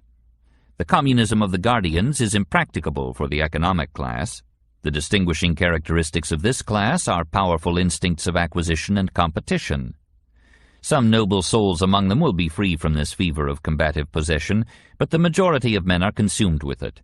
They hunger and thirst not after righteousness, nor after honor, but after possessions endlessly multiplied. Now men engrossed in the pursuit of money are unfit to rule a state, and our entire plan rests on the hope that if the guardians rule well and live simply, the economic man will be willing to let them monopolize administration if they permit him to monopolize luxury. In short, the perfect society would be that in which each class and each unit would be doing the work to which its nature and aptitude best adapted it, in which no class or individual would interfere with others, but all would cooperate in difference to produce an efficient and harmonious whole. That would be a just state. The ethical solution. And now, our political digression is ended, and we are ready at last to answer the question with which we began. What is justice? There are only 3 things worthwhile in this world: justice, beauty, and truth, and perhaps none of them can be defined. 400 years after Plato, a Roman procurator of Judea asked helplessly, "What is truth?" And philosophers have not yet answered, nor told us what is beauty. But for justice, Plato ventures a definition. Justice, he says, is the having and doing what is one's own. This has a disappointing sound. After so much delay, we expected an infallible revelation. What does the definition mean? Simply that each man shall receive the equivalent of what he produces, and shall perform the function for which he is best fit. A just man is a man in just the right place, doing his best and giving the full equivalent of what he receives. A society of just men would be therefore a highly harmonious and efficient group, for every element would be in its place, fulfilling its appropriate function like the pieces in a perfect orchestra. Justice in a society would be like that harmony of relationships whereby the planets are held together in their orderly, or as Pythagoras would have said, their musical, movement. So organized, a society is fit for survival, and justice receives a kind of Darwinian sanction. Where men are out of their natural places, where the businessman subordinates the statesman, or the soldier usurps the position of the king, there the coordination of parts is destroyed, the joints decay, the society disintegrates and dissolves. Justice is effective coordination. And in the individual, too, justice is effective coordination, the harmonious functioning of the elements in a man, each in its fit place and each making its cooperative contribution to behavior. Every individual is a cosmos or a chaos of desires, emotions, and ideas. Let these fall into harmony, and the individual survives and succeeds. Let them lose their proper place and function. Let emotion try to become the light of action as well as its heat, as in the fanatic, or let thought try to become the heat of action as well as its light, as in the intellectual. and disintegration of personality begins. Failure advances like the inevitable night. Justice is a taxis kai kosmos, an order and beauty of the parts of the soul. It is to the soul as health is to the body. All evil is disharmony between man and nature, or man and men, or man and himself. So Plato replies to Thrasymachus and Callicles, and to all Nietzscheans forever, justice is not mere strength, but harmonious strength. Desires and men falling into that order which constitutes intelligence and organization. Justice is not the right of the stronger, but the effective harmony of the whole. It is true that the individual who gets out of the place to which his nature and talents adapt him may for a time see some profit and advantage, but an inescapable nemesis pursues him, as Anaxagoras spoke of the Furies pursuing any planet that should wander out of its orbit. The terrible baton of the nature of things drives the refractory instrument back to its place and its pitch and its natural note. The Corsican lieutenant may try to rule Europe with a ceremonious despotism fitted better to an ancient monarchy than to a dynasty born overnight, but he ends on a prison rock in the sea, ruefully recognizing that he is the slave of the nature of things. Injustice will out. There is nothing bizarrely new in this conception, and indeed we shall do well to suspect in philosophy any doctrine which plumes itself on novelty. Truth changes her garments frequently, like every seemly lady, but under the new habit she remains always the same. In morals we need not expect startling innovations. Despite the interesting adventures of sophists and Nietzscheans, all moral conceptions revolve about the good of the whole. Morality begins with association and interdependence and organization. Life in society requires the concession of some part of the individual's sovereignty to the common order, and ultimately the norm of conduct becomes the welfare of the group. Nature will have it so, and her judgment is always final.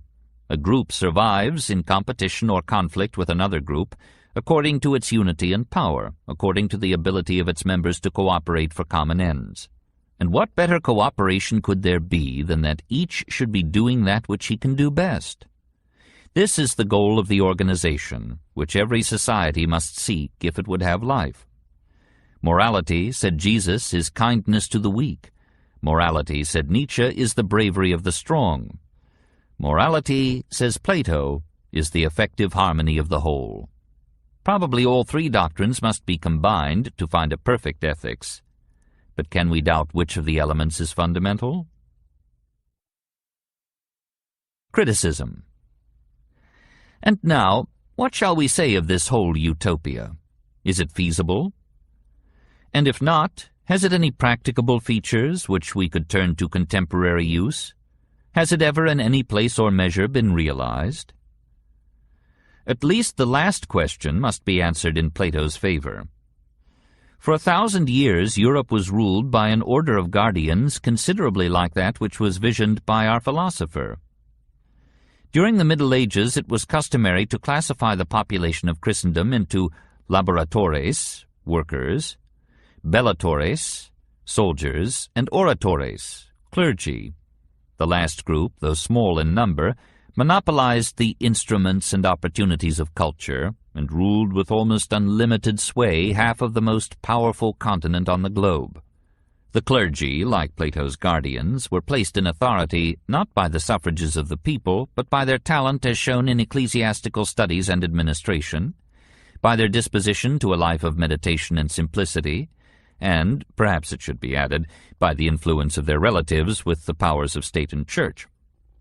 In the latter half of the period in which they ruled, the clergy were as free from family cares as even Plato could desire, and in some cases it would seem they enjoyed no little of the reproductive freedom accorded to the guardians. Celibacy was part of the psychological structure of the power of the clergy, for on the one hand they were unimpeded by the narrowing egoism of the family, and on the other their apparent superiority to the call of the flesh added to the awe in which lay sinners held them, and to the readiness of these sinners to bear their lives in the confessional. Much of the politics of Catholicism was derived from Plato's royal lies, or influenced by them. The ideas of heaven, purgatory, and hell, in their medieval form, are traceable to the last book of the Republic. The cosmology of scholasticism comes largely from the Timaeus. The doctrine of realism, the objective reality of general ideas, was an interpretation of the doctrine of ideas, capital I. Even the educational quadrivium, arithmetic, geometry, astronomy, and music, was modeled on the curriculum outlined in Plato. With this body of doctrine, the people of Europe were ruled with hardly any resort to force. And they accepted this rule so readily that for 1,000 years they contributed plentiful material support to their rulers and asked no voice in the government. Nor was this acquiescence confined to the general population. Merchants and soldiers, feudal chieftains, and civil powers all bent the knee to Rome. It was an aristocracy of no mean political sagacity. It built probably the most marvelous and powerful organization which the world has ever known. The Jesuits, who for a time ruled Paraguay, were semi-Platonic guardians, a clerical oligarchy empowered by the possession of knowledge and skill in the midst of a barbarian population. And for a time the Communist Party which ruled Russia after the Revolution of November 1917 took a form strangely reminiscent of the Republic. They were a small minority held together almost by religious conviction, wielding the weapons of orthodoxy and excommunication, as sternly devoted to their cause as any saint to his, and living a frugal existence while ruling half the soil of Europe. Such examples indicate that within limits and within modifications, Plato's plan is practicable, and indeed he himself had derived it largely from actual practice as seen on his travels. He had been impressed by the Egyptian theocracy. Here was a great and ancient civilization ruled by a small priestly class, and compared with the bickering and tyranny and incompetence of the Athenian ecclesia, Plato felt that the Egyptian government represented a much higher form of state. In Italy he had stayed for a time with a Pythagorean community, vegetarian and communist, which had for generations controlled the Greek colony in which it lived. In Sparta he had seen a small ruling class living a hard and simple life in common in the midst of a subject population, eating together, restricting mating for eugenic ends, and giving to the brave the privilege of many wives. He had no doubt heard Euripides advocate a community of wives, the liberation of slaves, and the pacification of the Greek world by an Hellenic league. No doubt, too, he knew some of the cynics who had developed a strong communist movement among what one would now call the Socratic left. In short, Plato must have felt that in propounding his plan he was not making an impossible advance on realities which his eyes had seen. Yet critics from Aristotle's day to ours have found in the Republic many an opening for objection and doubt. These things and many others, says the Stagirite with cynical brevity, have been invented several times over in the course of ages. It is very pretty to plan a society in which all men will be brothers, but to extend such a term to all our male contemporaries is to water out of it all warmth and significance. So with common property, it would mean a dilution of responsibility. When everything belongs to everybody, nobody will take care of anything. And finally, argues the great conservative, communism would fling people into an intolerable continuity of contact. It would leave no room for privacy or individuality, and it would presume such virtues of patience and cooperation as only a saintly minority possess. We must neither assume a standard of virtue which is above ordinary persons, nor an education which is exceptionally favored by nature and circumstance, but we must have regard to the life which the majority can share, and to the forms of government to which states in general can attain. So far, Plato's greatest and most jealous pupil, and most of the criticisms of later date strike the same chord. Plato underrated, we are told, the force of custom accumulated in the institution of monogamy and in the moral code attached to that institution. He underestimated the possessive jealousy of males in supposing that a man would be content to have merely an aliquot portion of a wife. He minimized the maternal instinct in supposing that mothers would agree to have their children taken from them and brought up in a heartless anonymity. And above all, he forgot that in abolishing the family he was destroying the great nurse of morals and the chief source of those cooperative and communistic habits which would have to be the psychological basis of his state. With unrivaled eloquence he sawed off the branch on which he sat. To all these criticisms, one can reply very simply that they destroy a straw man. Plato explicitly exempts the majority from his communistic plan. He recognizes clearly enough that only a few are capable of the material self-denial which he proposes for his ruling class. Only the guardians will call every guardian brother or sister. Only the guardians will be without gold or goods. The vast majority will retain all respectable institutions, property, money, luxury, competition, and whatever privacy they may desire. They will have marriage as monogamic as they can bear, and all the morals derived from it and from the family. The fathers shall keep their wives, and the mothers shall keep their children ad libitum and nauseam. As to the guardians, their need is not so much communistic disposition as a sense of honor and love of it. Pride, and not kindness, is to hold them up. And as for the maternal instinct, it is not strong before the birth or even the growth of the child. The average mother accepts the newborn babe rather with resignation than with joy. Love for it is a development, not a sudden miracle, and grows as the child grows, as it takes form under the painstaking care of the mother. Not until it has become the embodiment of maternal artistry does it irrevocably catch the heart. Other objections are economic rather than psychological. Plato's Republic, it is argued, denounces the division of every city into 2 cities and then offers us a city divided into 3. The answer is that the division in the first case is by economic conflict. In Plato's state, the guardian and auxiliary classes are specifically excluded from participation in this competition for gold and goods. But then the guardians would have power without responsibility, and would not this lead to tyranny? Not at all. They have political power and direction, but no economic power or wealth. The economic class, if dissatisfied with the guardian's mode of rule, could hold up the food supply, as parliaments control executives by holding up the budget. Well then, if the guardians have political but not economic power, how can they maintain their rule? Have not Harrington and Marx and many others shown that political power is a reflex of economic power, and becomes precarious as soon as economic power passes to a politically subject group? As to the middle classes in the 18th century, this is a very fundamental objection, and perhaps a fatal one. The answer might be made that the power of the Roman Catholic Church, which brought even kings to kneel at Canossa, was based, in its earlier centuries of rule, rather on the inculcation of dogmas than on the strategy of wealth.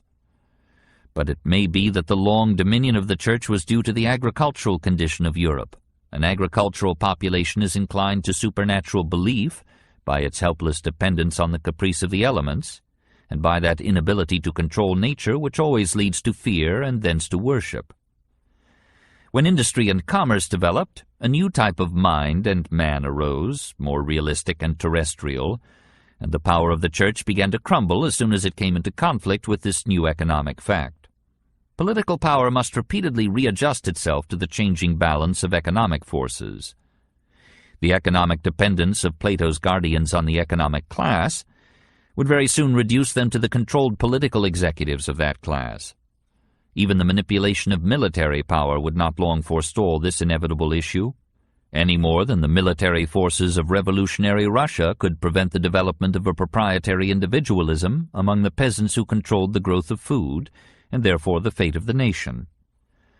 Only this would remain to Plato, that even though political policies must be determined by the economically dominant group, it is better that those policies should be administered by officials specifically prepared for the purpose than by men who stumble out of commerce or manufacturing into political office without any training in the arts of statesmanship. What Plato lacks above all, perhaps, is the Heraclitean sense of flux and change. He is too anxious to have the moving picture of this world become a fixed and still tableau. He loves order exclusively, like any timid philosopher. He has been frightened by the democratic turbulence of Athens into an extreme neglect of individual value. He arranges men in classes like an entomologist classifying flies, and he is not averse to using priestly humbug to secure his ends. His state is static. It might easily become an old fogey society, ruled by inflexible octogenarians hostile to invention and jealous of change. It is mere science without art. It exalts order, so dear to the scientific mind, and quite neglects that liberty which is the soul of art. It worships the name of beauty, but exiles the artists who alone can make beauty or point it out. It is a Sparta or a Prussia, not an ideal state. Now that these unpleasant necessities are candidly written down, it remains to do willing homage to the power and profundity of Plato's conception. Essentially, he is right, is he not? What this world needs is to be ruled by its wisest men. It is our business to adapt his thought to our own times and limitations. Today we must take democracy for granted. We cannot limit the suffrage as Plato proposed. But we can put restrictions on the holding of office, and in this way secure that mixture of democracy and aristocracy which Plato seems to have in mind. We may accept without quarrel his contention that statesmen should be as specifically and thoroughly trained as physicians. We might establish departments of political science and administration in our universities. And when these departments have begun to function adequately, we might make men ineligible for nomination to political office unless they were graduates of such political schools. We might even make every man eligible for an office who had been trained for it, and thereby eliminate entirely that complex system of nominations in which the corruption of our democracy has its seat. Let the electorate choose any man who, properly trained and qualified, announces himself as a candidate. In this way, democratic choice would be immeasurably wider than now, when Tweedledum and Tweedledee stage their quadrennial show and sham. Only one amendment would be required to make quite democratic this plan for the restriction of office to graduates in administrative technique, and that would be such equality of educational opportunity as would open to all men and women, irrespective of the means of their parents, the road to university training and political advancement. It would be very simple to have municipalities and counties and states offer scholarships to all graduates of grammar school, high school, and college who had shown a certain standard of ability, and whose parents were financially unable to see them through the next stage of the educational process. That would be a democracy worthy of the name. Finally, it is only fair to add that Plato understands that his utopia does not quite fall within the practicable realm. He admits that he has described an ideal difficult of attainment. He answers that there is nevertheless a value in painting these pictures of our desire. Man's significance is that he can image a better world, and will some part of it at least into reality. Man is an animal that makes utopias. We look before and after and pine for what is not. Nor is it all without result. Many a dream has grown limbs and walked, or grown wings and flown, like the dream of Icarus that men might fly. After all, even if we have but drawn a picture, it may serve as goal and model of our movement and behavior. When sufficient of us see the picture and follow its gleam, utopia will find its way upon the map. Meanwhile, in heaven there is laid up a pattern of such a city, and he who desires may behold it, and beholding govern himself accordingly. But whether there really is or ever will be such a city on earth, he will act according to the laws of that city and no other. The good man will apply, even in the imperfect state, the perfect law.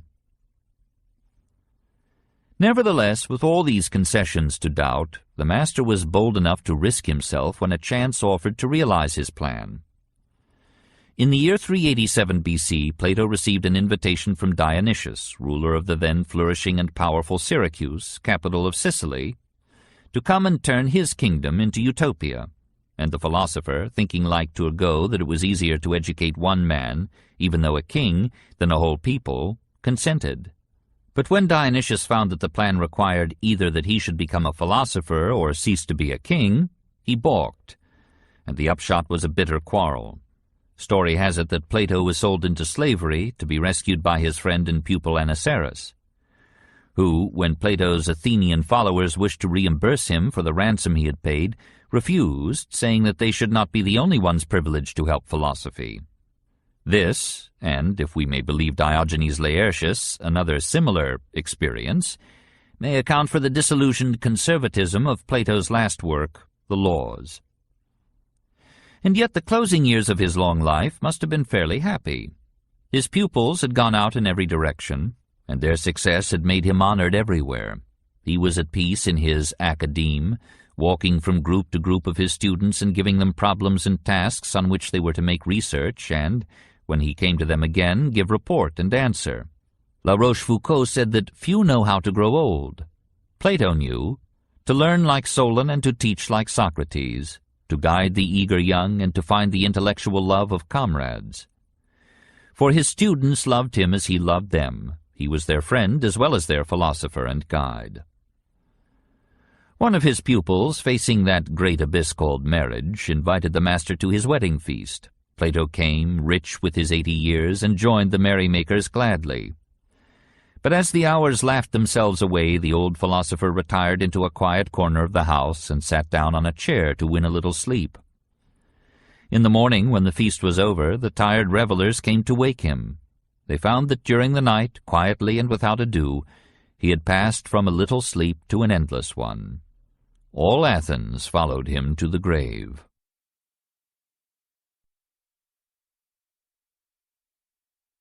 Aristotle and Greek science.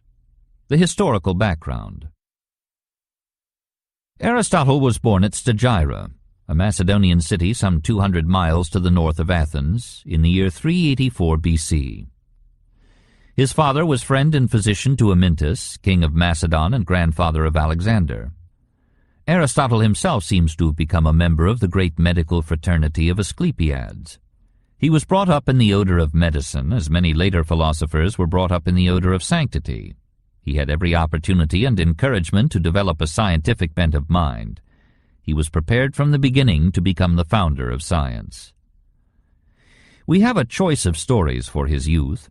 One narrative represents him as squandering his patrimony in riotous living, joining the army to avoid starvation, returning to Stagira to practice medicine, and going to Athens at the age of 30 to study philosophy under Plato. A more dignified story takes him to Athens at the age of 18 and puts him at once under the tutelage of the great master. But even in this likelier account, there is sufficient echo of a reckless and irregular youth, living rapidly. The scandalized reader may console himself by observing that in either story our philosopher anchors at last in the quiet groves of the academy. Under Plato he studied 8 or 20 years, and indeed the pervasive Platonism of Aristotle's speculations, even of those most anti-Platonic, suggests the longer period. One would like to imagine these as very happy years, a brilliant pupil guided by an incomparable teacher, walking like Greek lovers in the gardens of philosophy. But they were both geniuses, and it is notorious that geniuses accord with one another as harmoniously as dynamite with fire. Almost half a century separated them. It was difficult for understanding to bridge the gap of years and cancel the incompatibility of souls. Plato recognized the greatness of this strange new pupil from the supposedly barbarian north, and spoke of him once as the nous of the academy, as if to say intelligence personified. Aristotle had spent money lavishly in the collection of books, that is, in those printless days, manuscripts. He was the first, after Euripides, to gather together a library, and the foundation of the principles of library classification was among his many contributions to scholarship. Therefore, Plato spoke of Aristotle's home as the house of the reader, and seems to have meant the sincerest compliment. But some ancient gossip will have it that the master intended a sly but vigorous dig at a certain bookwormishness in Aristotle. A more authentic quarrel seems to have arisen towards the end of Plato's life.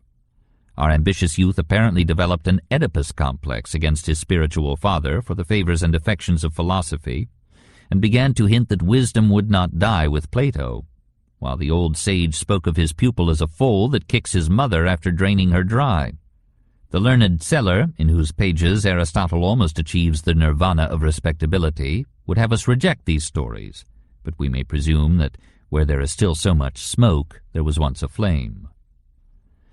The other incidents of this Athenian period are still more problematical. Some biographers tell us that Aristotle founded a school of oratory to rival Isocrates, and that he had among his pupils in this school the wealthy Hermias, who was soon to become autocrat of the city-state of Atarneus. After reaching this elevation, Hermias invited Aristotle to his court, and in the year 344 BC he rewarded his teacher for past favors by bestowing upon him a sister, or a niece, in marriage. One might suspect this as a Greek gift, but the historians hasten to assure us that Aristotle, despite his genius, lived happily enough with his wife and spoke of her most affectionately in his will. It was just a year later that Philip, king of Macedon, called Aristotle to the court at Pella to undertake the education of Alexander. It bespeaks the rising repute of our philosopher that the greatest monarch of the time, looking about for the greatest teacher, should single out Aristotle to be the tutor of the future master of the world. Philip was determined that his son should have every educational advantage, for he had made for him illimitable designs. His conquest of Thrace in 356 BC had given him command of gold mines which at once began to yield him precious metal to 10 times the amount then coming to Athens from the failing silver of Laurium. His people were vigorous peasants and warriors, as yet unspoiled by city luxury and vice. Here was the combination that would make possible the subjugation of 100 petty city-states and the political unification of Greece. Philip had no sympathy with the individualism that had fostered the art and intellect of Greece, but had at the same time disintegrated her social order. In all these little capitals he saw not the exhilarating culture and the unsurpassable art, but the commercial corruption and the political chaos. He saw insatiable merchants and bankers absorbing the vital resources of the nation, incompetent politicians and clever orators misleading a busy populace into disastrous plots and wars, factions cleaving classes and classes congealing into castes. This, said Philip, was not a nation but only a welter of individuals, geniuses and slaves. He would bring the hand of order down upon this turmoil and make all Greece stand up united and strong as the political center and basis of the world. In his youth in Thebes he had learned the arts of military strategy and civil organization under the noble Epaminondas. And now, with courage as boundless as his ambition, he bettered the instruction. In 338 BC he defeated the Athenians at Chaeronea, and saw at last a Greece united, though with chains. And then, as he stood upon his victory and planned how he and his son should master and unify the world, he fell under an assassin's hand. Alexander, when Aristotle came, was a wild youth of 13, passionate, epileptic, almost alcoholic. It was his pastime to tame horses untamable by men. The efforts of the philosopher to cool the fires of this budding volcano were not of much avail. Alexander had better success with Bucephalus than Aristotle with Alexander. For a while, says Plutarch, Alexander loved and cherished Aristotle no less than as if he had been his own father, saying that though he had received life from the one, the other had taught him the art of living. Life, says a fine Greek adage, is the gift of nature, but beautiful living is the gift of wisdom. For my part, said Alexander in a letter to Aristotle, I had rather excel in the knowledge of what is good than in the extent of my power and dominion. But this was probably no more than a royal, youthful compliment. Beneath the enthusiastic tyro of philosophy was the fiery son of a barbarian princess and an untamed king. The restraints of reason were too delicate to hold these ancestral passions in leash, and Alexander left philosophy after 2 years to mount the throne and ride the world.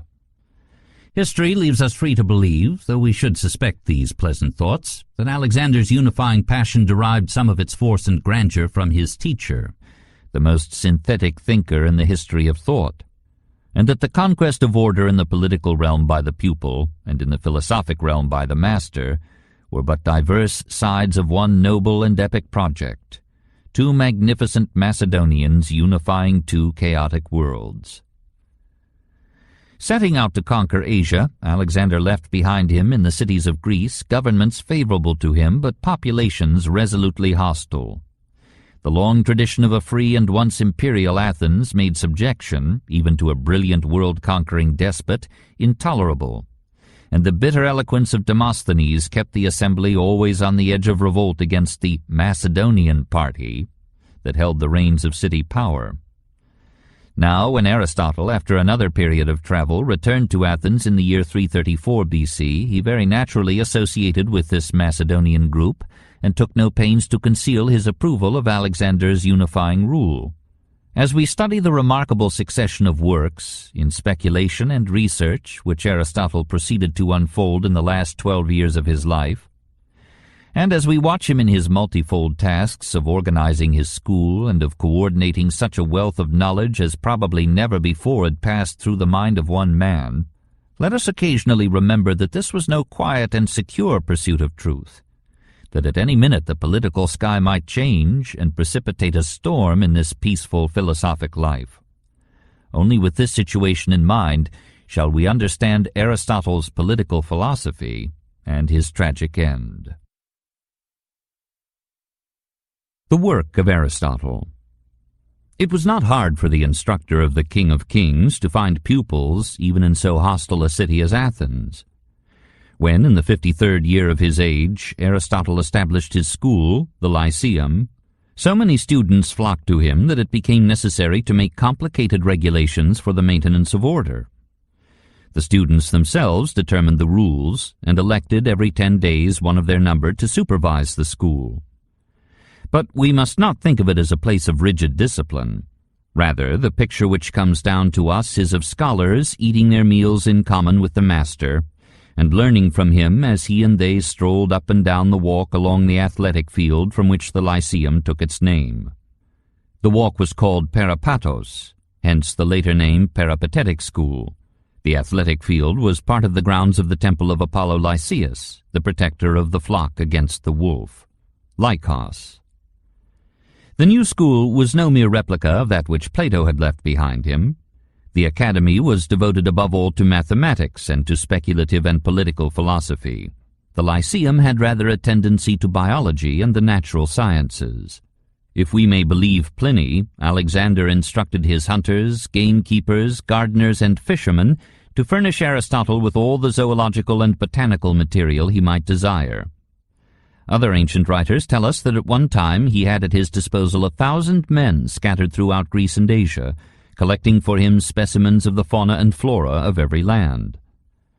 With this wealth of material he was enabled to establish the first great zoological garden that the world had seen. We can hardly exaggerate the influence of this collection upon his science and his philosophy.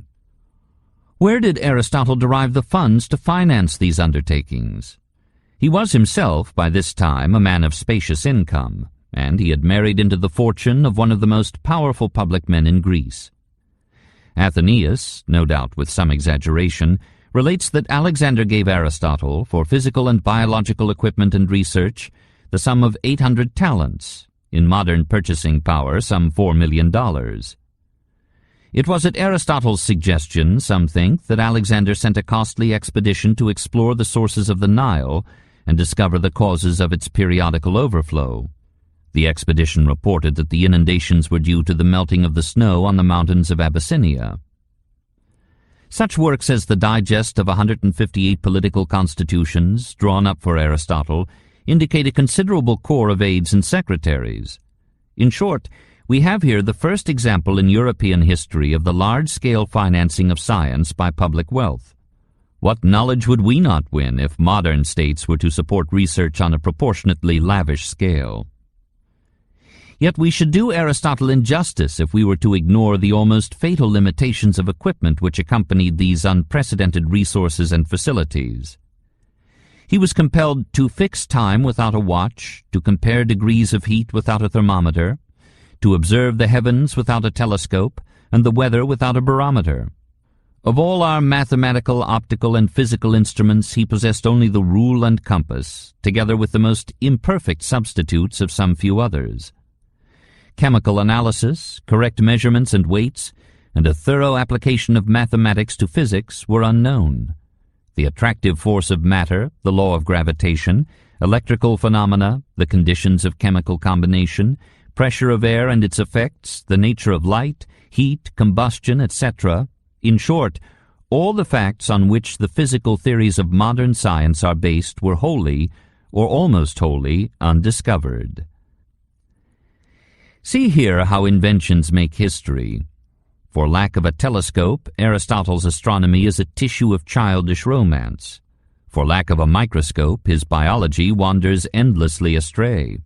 Indeed, it was in industrial and technical invention that Greece fell farthest below the general standard of its unparalleled achievements. The Greek disdain of manual work kept everybody but the listless slave from direct acquaintance with the processes of production, from that stimulating contact with machinery which reveals defects and prefigures possibilities. Technical invention was possible only to those who had no interest in it and could not derive from it any material reward.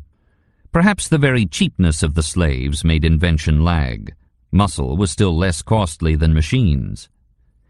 And so, while Greek commerce conquered the Mediterranean Sea and Greek philosophy conquered the Mediterranean mind, Greek science straggled, and Greek industry remained almost where Aegean industry had been when the invading Greeks had come down upon it, at Knossos, at Tiryns and Mycenae 1,000 years before. No doubt we have here the reason why Aristotle so seldom appeals to experiment. The mechanisms of experiment had not yet been made, and the best he could do was to achieve an almost universal and continuous observation.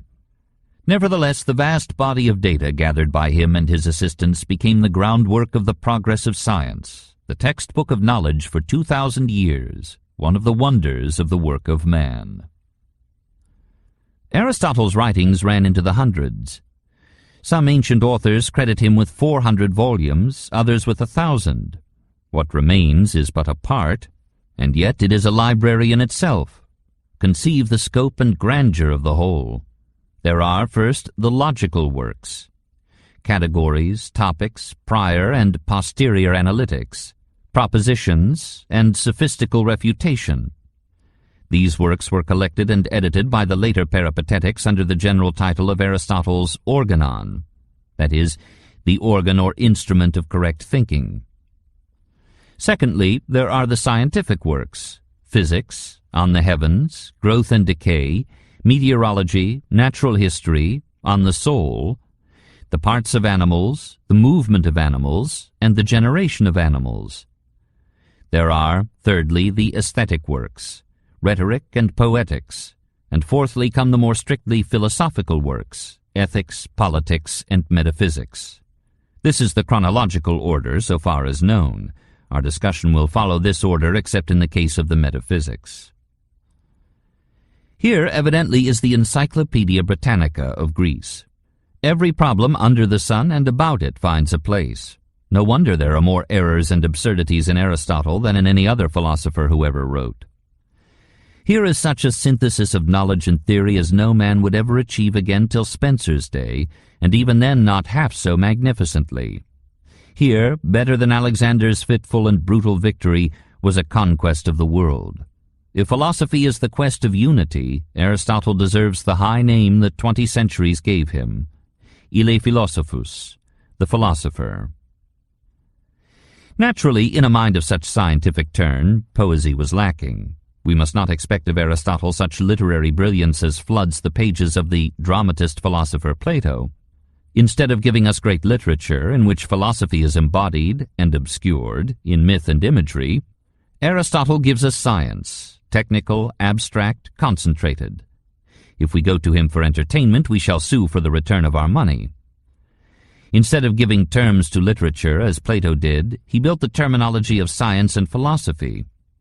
We can hardly speak of any science today without employing terms which he invented. They lie like fossils in the strata of our speech. Faculty, mean, maxim, meaning in Aristotle the major premise of a syllogism, category, energy, actuality, motive, end, principle, form. These indispensable coins of philosophic thought were minted in his mind. And perhaps this passage from delightful dialogue to precise scientific treatise was a necessary step in the development of philosophy, and science, which is the basis and backbone of philosophy, could not grow until it had evolved its own strict methods of procedure and expression. Aristotle, too, wrote literary dialogues, as highly reputed in their day as Plato's, but they are lost, just as the scientific treatises of Plato have perished. Probably time has preserved of each man the better part. Finally, it is possible that the writings attributed to Aristotle were not his, but were largely the compilations of students and followers who had embalmed the unadorned substance of his lectures in their notes. It does not appear that Aristotle published in his lifetime any technical writings except those on logic and rhetoric, and the present form of the logical treatises is due to later editing. In the case of the metaphysics and the politics, the notes left by Aristotle seem to have been put together by his executors without revision or alteration. Even the unity of style which marks Aristotle's writings and offers an argument to those who defend his direct authorship may be, after all, merely a unity given them through common editing by the peripatetic school. About this matter there rages a sort of Homeric question, of almost epic scope, into which the busy reader will not care to go, and on which a modest student will not undertake to judge. We may at all events be sure that Aristotle is the spiritual author of all these books that bear his name, that the hand may be in some cases another's hand, but that the head and the heart are his. The foundation of logic. The first great distinction of Aristotle is that almost without predecessors, almost entirely by his own hard thinking, he created a new science, logic. Renan speaks of the ill training of every mind that has not directly or indirectly come under Greek discipline. But in truth, the Greek intellect itself was undisciplined and chaotic till the ruthless formulas of Aristotle provided a ready method for the test and correction of thought. Even Plato, if a lover may so far presume, was an unruly and irregular soul, caught up too frequently in a cloud of myth and letting beauty too richly veil the face of truth. Aristotle himself, as we shall see, violated his own canons plentifully, but then he was the product of his past and not of that future which his thought would build. The political and economic decay of Greece brought a weakening of the Hellenic mind and character after Aristotle, but when a new race, after a millennium of barbaric darkness, found again the leisure and ability for speculation, it was Aristotle's organon of logic, translated by Boethius, 470 to 525 A.D., that became the very mold of medieval thought, the strict mother of that scholastic philosophy which, though rendered sterile by encircling dogmas, nevertheless trained the intellect of adolescent Europe to reasoning and subtlety, constructed the terminology of modern science, and laid the basis of that same maturity of mind which was to outgrow and overthrow the very system and methods which had given it birth and sustenance. Logic means simply the art and method of correct thinking. It is the logi, or method of every science, of every discipline and every art. And even music harbors it. It is a science because, to a considerable extent, the processes of correct thinking can be reduced to rules like physics and geometry, and taught to any normal mind. It is an art because by practice it gives to thought, at last, that unconscious and immediate accuracy which guides the fingers of the pianist over his instrument to effortless harmonies. Nothing is so dull as logic, and nothing is so important. There was a hint of this new science in Socrates' maddening insistence on definitions, and in Plato's constant refining of every concept. Aristotle's little treatise on definitions shows how his logic found nourishment at this source. "If you wish to converse with me," said Voltaire, "define your terms."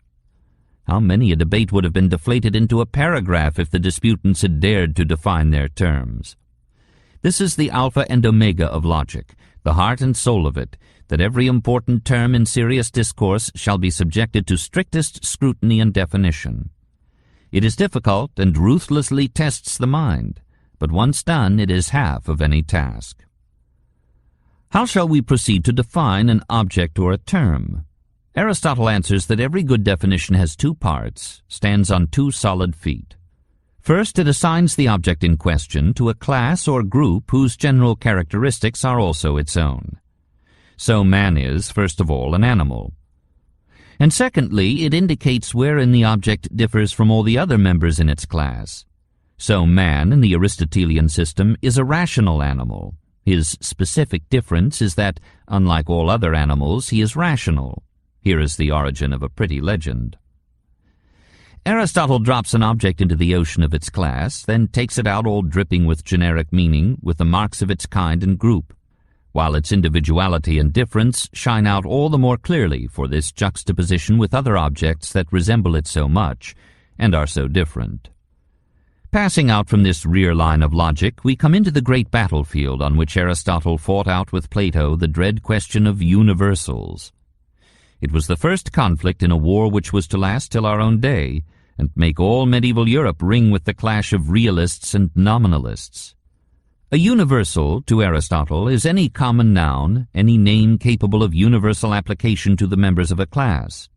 So animal, man, book, tree are universals. But these universals are subjective notions, not tangibly objective realities. They are noumena, names, not res, R-E-S, things. All that exists outside us is a world of individual and specific objects, not of generic and universal things. Men exist, and trees and animals, but man in general, or the universal man, does not exist except in thought. He is a handy mental abstraction, not an external presence or reality. Now, Aristotle understands Plato to have held that universals have objective existence. And indeed, Plato had said that the universal is incomparably more lasting and important and substantial than the individual, the latter being but a little wavelet in a ceaseless surf. Men come and go, but man goes on forever.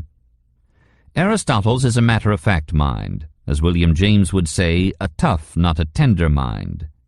He sees the root of endless mysticism and scholarly nonsense in this Platonic realism, and he attacks it with all the vigor of a first polemic. As Brutus loved not Caesar less, but Rome more, so Aristotle says, Amicus Plato sed magis amica veritas. Dear is Plato, but dearer still is truth. A hostile commentator might remark that Aristotle, like Nietzsche, criticizes Plato so keenly because he is conscious of having borrowed from him generously. No man is a hero to his debtors.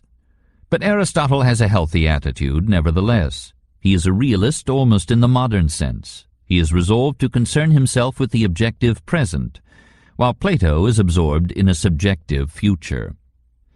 There was, in the Socratic Platonic demand for definitions, a tendency away from things and facts to theories and ideas, from particulars to generalities, from science to scholasticism. At last, Plato became so devoted to generalities that they began to determine his particulars, so devoted to ideas that they began to define or select his facts. Aristotle preaches a return to things, to the unwithered face of nature and reality. He had a lusty preference for the concrete particular, for the flesh and blood individual. But Plato so loved the general and universal that in the Republic he destroyed the individual to make a perfect state. Yet, as is the usual humor of history, the young warrior takes over many of the qualities of the old master whom he assails. We have always goodly stock in us of that which we condemn. As only similars can be profitably contrasted, so only similar people quarrel, and the bitterest wars are over the slightest variations of purpose or belief. The knightly crusaders found in Saladin a gentleman with whom they could quarrel amicably, but when the Christians of Europe broke into hostile camps, there was no quarter for even the courtliest foe. Aristotle is so ruthless with Plato because there is so much of Plato in him. He too remains a lover of abstractions and generalities, repeatedly betraying the simple fact for some speciously bedizened theory, and compelled to a continuous struggle to conquer his philosophic passion for exploring the Empyrean. There is a heavy trace of this in the most characteristic and original of Aristotle's contributions to philosophy, the doctrine of the syllogism. A syllogism is a trio of propositions of which the third, the conclusion, follows from the conceded truth of the other two, the major and minor premises. E.g., man is a rational animal, but Socrates is a man, therefore Socrates is a rational animal. The mathematical reader will see at once that the structure of the syllogism resembles the proposition that two things equal to the same thing are equal to each other. If A is B and C is A, then C is B. As in the mathematical case, the conclusion is reached by cancelling from both premises their common term, A. So in our syllogism, the conclusion is reached by cancelling from both premises their common term, man, and combining what remains. The difficulty, as logicians have pointed out from the days of Pyrrho to those of Stuart Mill, lies in this, that the major premise of the syllogism takes for granted precisely the point to be proved. For if Socrates is not rational, and no one questions that he is a man, it is not universally true that man is a rational animal. Aristotle would reply, no doubt, that where an individual is found to have a large number of qualities characteristic of a class, Socrates is a man, a strong presumption is established that the individual has the other qualities characteristic of the class, rationality. But apparently the syllogism is not a mechanism for the discovery of truth so much as for the clarification of exposition and thought. All this, like the many other items of the organon, has its value. Aristotle has discovered and formulated every canon of theoretical consistency and every artifice of dialectical debate with an industry and acuteness which cannot be too highly extolled, and his labors in this direction have perhaps contributed more than any other single writer to the intellectual stimulation of after ages. But no man ever lived who could lift logic to a lofty strain. A guide to correct reasoning is as elevating as a manual of etiquette. We may use it, but it hardly spurs us to nobility. Not even the bravest philosopher would sing to a book of logic underneath the bough. One always feels toward logic as Virgil bade Dante feel towards those who have been damned because of their colorless neutrality. Non ragionam di lor, ma guarda e passa. Let us think no more about them, but look once and pass on. The organization of science. Greek science before Aristotle. Socrates, says Renan, gave philosophy to mankind, and Aristotle gave it to science. There was philosophy before Socrates and science before Aristotle, and since Socrates and since Aristotle, philosophy and science have made immense advances, but all has been built upon the foundation which they laid. Before Aristotle, science was an embryo. With him it was born. Earlier civilizations than the Greek had made attempts at science, but so far as we can catch their thought through their still obscure cuneiform and hieroglyphic script, their science was indistinguishable from theology. That is to say, these pre-Hellenic peoples explained every obscure operation in nature by some supernatural agency. Everywhere there were gods.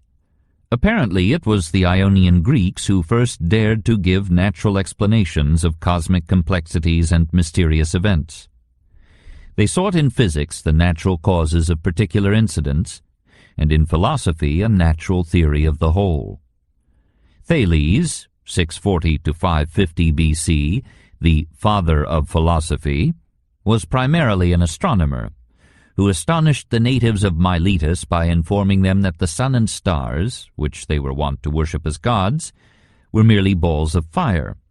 His pupil, Anaximander, 610 to 540 BC, the first Greek to make astronomical and geographical charts, believed that the universe had begun as an undifferentiated mass, from which all things had arisen by the separation of opposites, that astronomic history periodically repeated itself in the evolution and dissolution of an infinite number of worlds, that the earth was at rest in space by a balance of internal impulsions, like Buridan's ass, that all our planets had once been fluid but had been evaporated by the sun, that life had first been formed in the sea but had been driven upon the land by the subsidence of the water, that of these stranded animals some had developed the capacity to breathe air, and had so become the progenitors of all later land life, that man could not from the beginning have been what he now was, for if man on his first appearance had been so helpless at birth and had required so long an adolescence, as in these later days,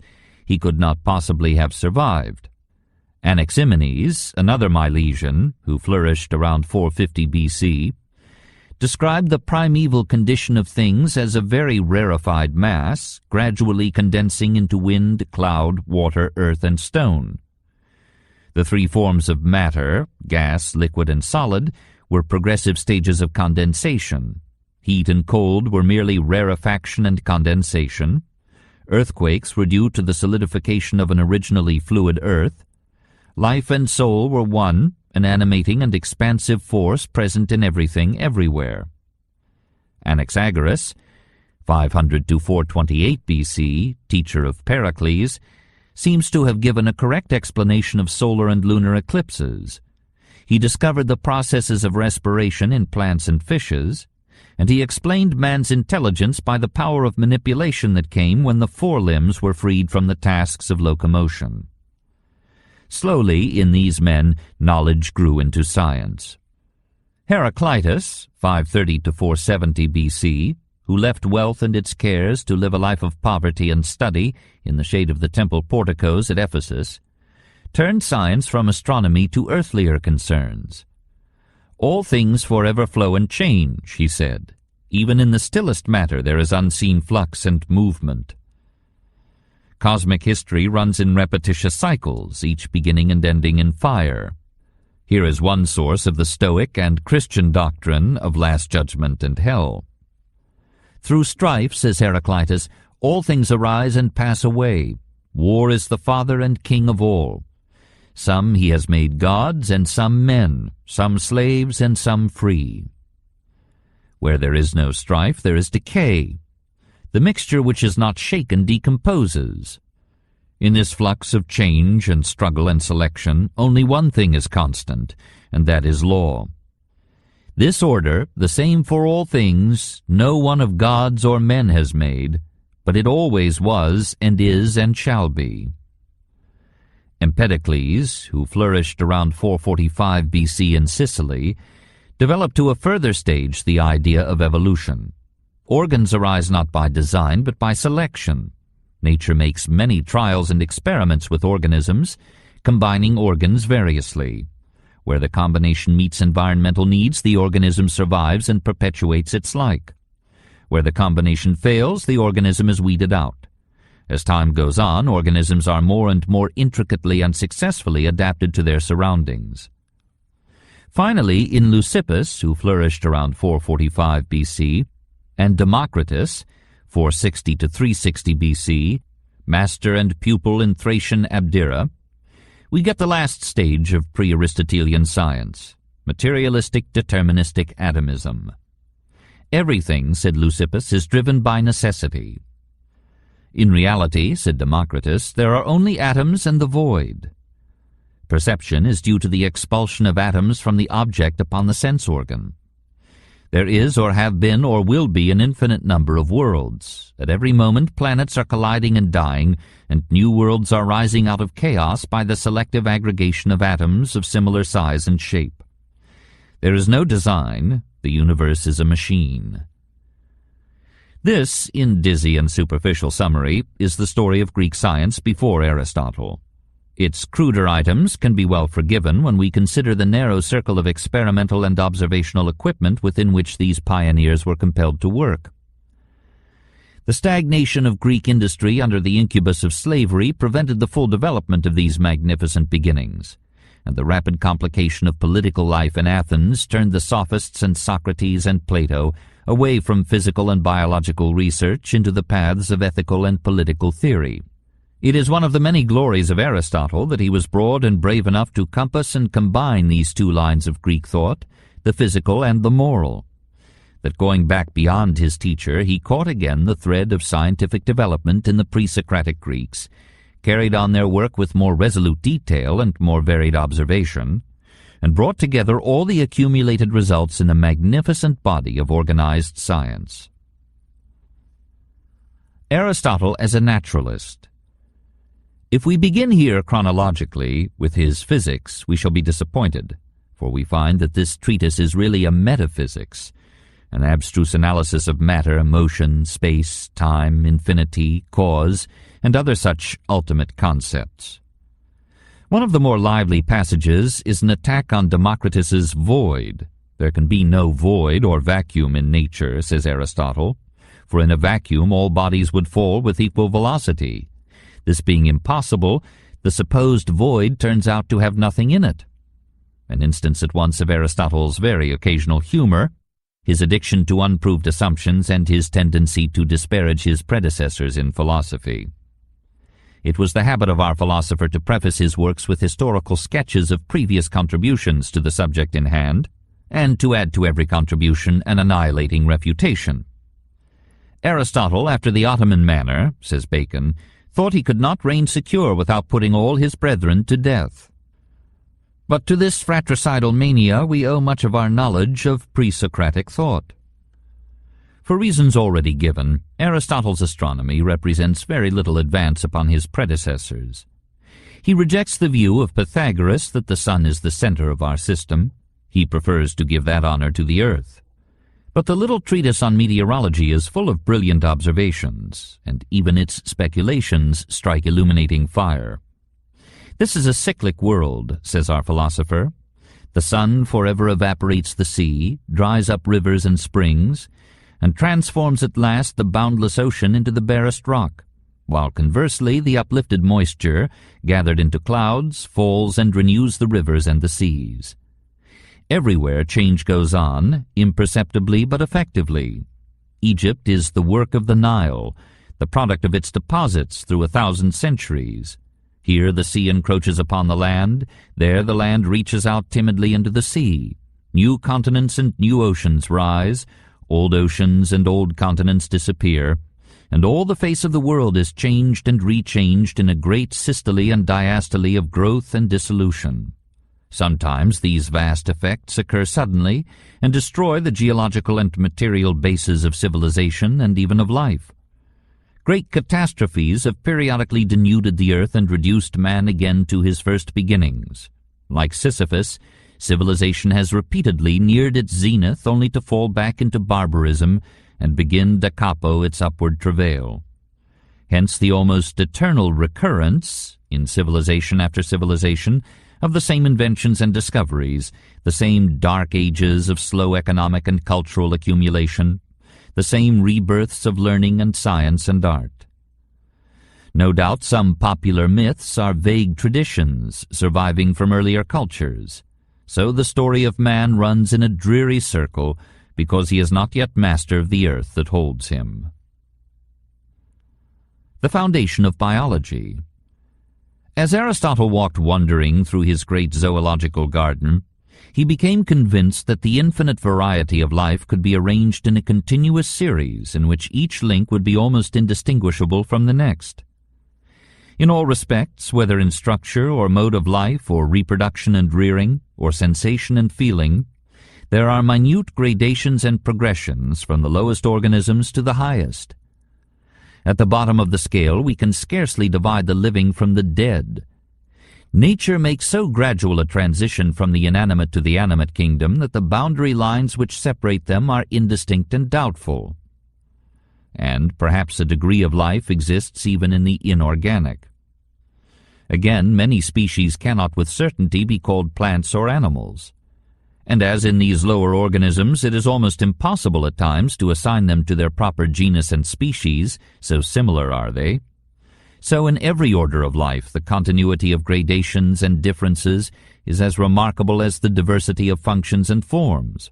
But in the midst of this bewildering richness of structures, certain things stand out convincingly: that life has grown steadily in complexity and in power, that intelligence has progressed in correlation with complexity of structure and mobility of form, that there has been an increasing specialization of function and a continuous centralization of physiological control.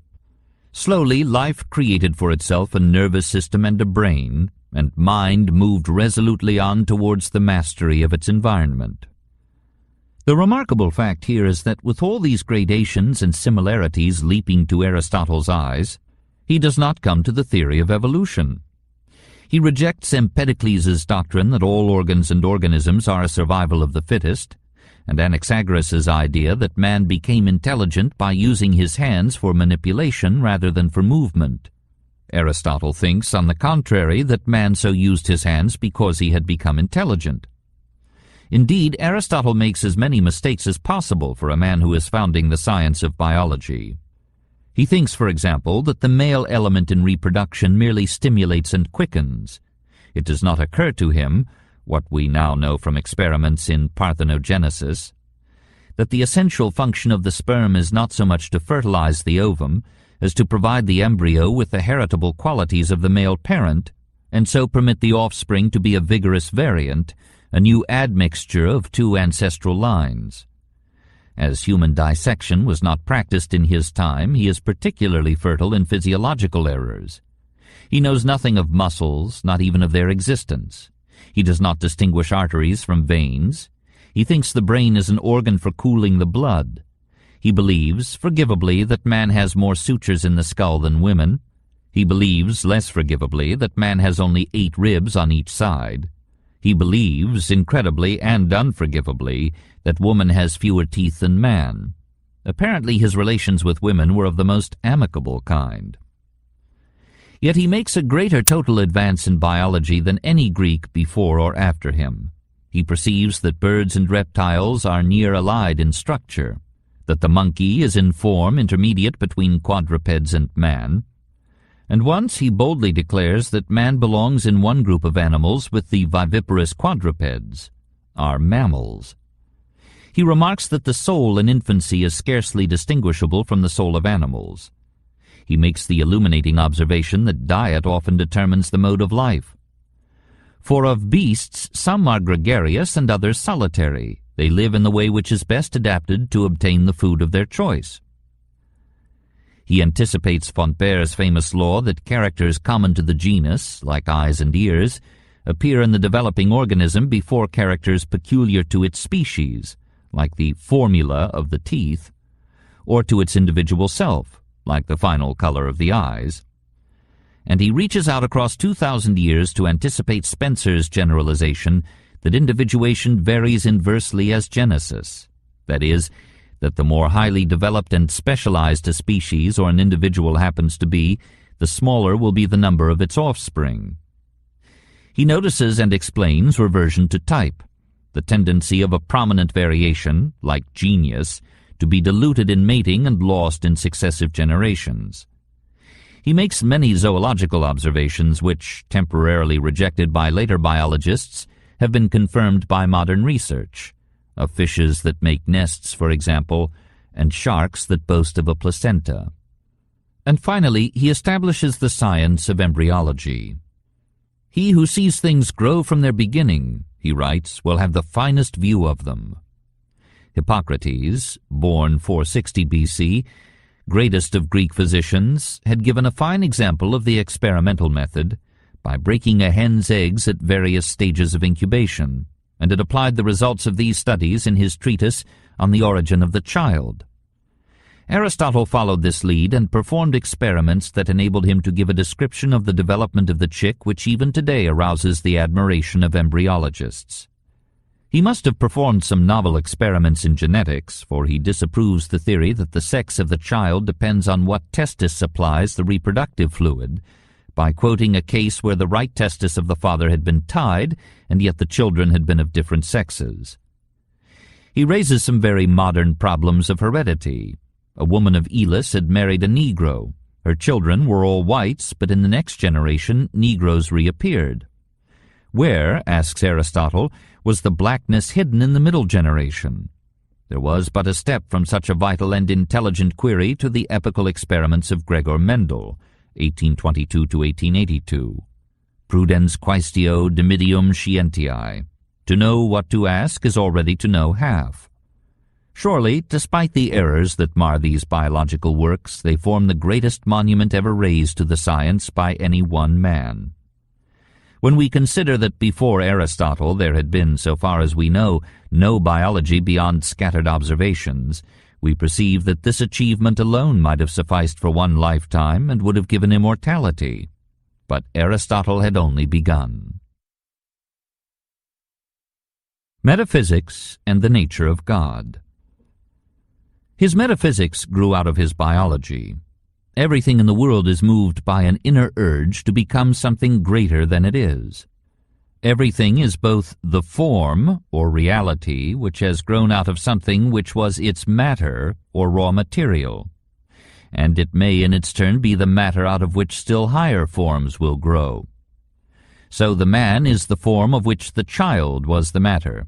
The child is the form and its embryo the matter. The embryo the form, the ovum the matter, and so back till we reach in a vague way the conception of matter without form at all. But such a formless matter would be no thing, for everything has a form. Matter, in its widest sense, is the possibility of form. Form is the actuality, the finished reality of matter. Matter obstructs, form constructs. Form is not merely the shape, but the shaping force, an inner necessity and impulse which molds mere material to a specific figure and purpose. It is the realization of a potential capacity of matter. It is the sum of the powers residing in anything to do, to be, or to become. Nature is the conquest of matter by form, the constant progression and victory of life. Everything in the world moves naturally to a specific fulfillment. Of the varied causes which determine an event, the final cause, which determines the purpose, is the most decisive and important. The mistakes and futilities of nature are due to the inertia of matter resisting the forming force of purpose. Hence the abortions and monsters that mar the panorama of life. Development is not haphazard or accidental.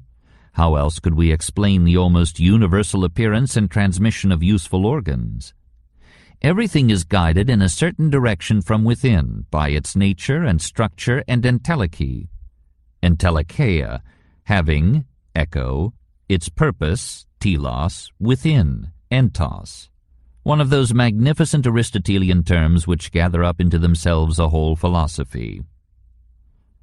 The egg of the hen is internally designed or destined to become not a duck but a chick. The acorn becomes not a willow but an oak. This does not mean for Aristotle that there is an external providence designing earthly structures and events. Rather, the design is internal and arises from the type and function of the thing. Divine providence coincides completely for Aristotle with the operation of natural causes. Yet there is a God, though not perhaps the simple and human God conceived by the forgivable anthropomorphism of the adolescent mind. Aristotle approaches the problem from the old puzzle about motion. How, he asks, does motion begin? He will not accept the possibility that motion is as beginningless as he conceives matter to be. Matter may be eternal because it is merely the everlasting possibility of future forms. But when and how did that vast process of motion and formation begin, which at last filled the wide universe with an infinity of shapes? Surely motion has a source, says Aristotle, and if we are not to plunge drearily into an infinite regress, putting back our problem step by step endlessly, we must posit a prime mover unmoved, primum mobile immotum, a being incorporeal, indivisible, spaceless, sexless, passionless, changeless, perfect and eternal. God does not create, but he moves the world, and he moves it not as a mechanical force, but as the total motive of all operations in the world. God moves the world as the beloved object moves the lover. He is the final cause of nature, the drive and purpose of things, the form of the world, the principle of its life, the sum of its vital processes and powers, the inherent goal of its growth, the energizing entelechy of the whole. He is pure energy, the scholastic actus purus, activity per se, perhaps the mystic force of modern physics and philosophy. He is not so much a person as a magnetic power. Yet, with his usual inconsistency, Aristotle represents God as self-conscious spirit, a rather mysterious spirit, for Aristotle's God never does anything. He has no desires, no will, no purpose. He is activity so pure that he never acts. He is absolutely perfect. Therefore, he cannot desire anything. Therefore, he does nothing. His only occupation is to contemplate the essence of things. And since he himself is the essence of all things, the form of all forms, his sole employment is the contemplation of himself. Poor Aristotelian God! He is a roi fainéant, a do-nothing king. The king reigns, but he does not rule. No wonder the British like Aristotle. His God is obviously copied from their king. Or from Aristotle himself. Our philosopher so loved contemplation that he sacrificed to it his conception of divinity. His God is of the quiet Aristotelian type, nothing romantic, withdrawn to his ivory tower from the strife and strain of things. All the world away from the philosopher-kings of Plato, or from the stern flesh-and-blood reality of Yahweh, or the gentle and solicitous fatherhood of the Christian God. Psychology and the nature of art. Aristotle's psychology is marred with similar obscurity and vacillation. There are many interesting passages. The power of habit is emphasized, and is for the first time called second nature. And the laws of association, though not developed, find here a definite formulation. But both the crucial problems of philosophical psychology, the freedom of the will and the immortality of the soul, are left in haze and doubt. Aristotle talks at times like a determinist. We cannot directly will to be different from what we are. But he goes on to argue against determinism that we can choose what we shall be by choosing now the environment that should mold us. So we are free in the sense that we mold our own characters by our choice of friends, books, occupations, and amusements. He does not anticipate the determinist's ready reply that these formative choices are themselves determined by our antecedent character, and this, at last, by unchosen heredity and early environment. He presses the point that our persistent use of praise and blame presupposes moral responsibility and free will. It does not occur to him that the determinist might reach from the same premises a precisely opposite conclusion, that praise and blame are given that they may be part of the factors determining subsequent action. Aristotle's theory of the soul begins with an interesting definition. The soul is the entire vital principle of any organism, the sum of its powers and processes. In plants, the soul is merely a nutritive and reproductive power. In animals, it is also a sensitive and locomotor power. In man, it is as well the power of reason and thought. The soul, as the sum of the powers of the body, cannot exist without it. The two are as form and wax, separable only in thought, but in reality one organic whole. The soul is not put into the body like the quicksilver inserted by Daedalus into the images of Venus to make stand-ups of them. A personal and particular soul can exist only in its own body. Nevertheless, the soul is not material, as Democritus would have it, nor does it all die. Part of the rational power of the human soul is passive. It is bound up with memory and dies with the body that bore the memory. But the active reason, the pure power of thought, is independent of memory and is untouched with decay. The active reason is the universal, as distinguished from the individual element in man. What survives is not the personality, with its transitory affections and desires, but mind in its most abstract and impersonal form. In short, Aristotle destroys the soul in order to give it immortality. The immortal soul is pure thought, undefiled with reality, just as Aristotle's God is pure activity, undefiled with action. Let him who can be comforted with this theology. One wonders sometimes whether this metaphysical eating of one's cake and keeping it is not Aristotle's subtle way of saving himself from anti-Macedonian hemlock. In a safer field of psychology, he writes more originally and to the point, and almost creates the study of aesthetics, the theory of beauty and art. Artistic creation, says Aristotle, springs from the formative impulse and the craving for emotional expression. Essentially, the form of art is an imitation of reality. It holds the mirror up to nature. There is in man a pleasure in imitation, apparently missing in lower animals. Yet the aim of art is to represent not the outward appearance of things, but their inward significance.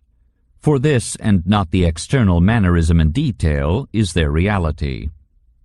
There may be more human verity in the sternly classic moderation of the Oedipus Rex than in all the realistic tears of the Trojan women. The noblest art appeals to the intellect as well as to the feelings, as a symphony appeals to us not only by its harmonies and sequences, but by its structure and development. And this intellectual pleasure is the highest form of joy to which a man can rise. Hence, a work of art should aim at form, and above all at unity, which is the backbone of structure and the focus of form. A drama, e.g., should have unity of action. There should be no confusing subplots, nor any digressive episodes. But above all, the function of art is catharsis, purification. Emotions accumulated in us under the pressure of social restraints, and liable to sudden issue in unsocial and destructive action, are touched off and sluiced away in the harmless form of theatrical excitement. So tragedy, through pity and fear, effects the proper purgation of these emotions. Aristotle misses certain features of tragedy, e.g. the conflict of principles and personalities, but in this theory of catharsis he has made a suggestion endlessly fertile in the understanding of the almost mystic power of art. It is an illuminating instance of his ability to enter every field of speculation and to adorn whatever he touches. Ethics and the nature of happiness. And yet, as Aristotle developed, and young men crowded about him to be taught and formed, more and more his mind turned from the details of science to the larger and vaguer problems of conduct and character. It came to him more clearly that above all questions of the physical world there loomed the question of questions. What is the best life? What is life's supreme good? What is virtue? How shall we find happiness and fulfillment? He is realistically simple in his ethics. His scientific training keeps him from the preachment of superhuman ideals and empty counsels of perfection. In Aristotle, says Santayana, the conception of human nature is perfectly sound. Every ideal has a natural basis, and everything natural has an ideal development. Aristotle begins by frankly recognizing that the aim of life is not goodness for its own sake, but happiness.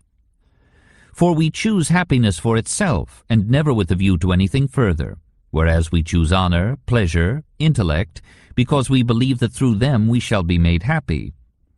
But he realizes that to call happiness the supreme good is a mere truism. What is wanted is some clearer account of the nature of happiness and the way to it.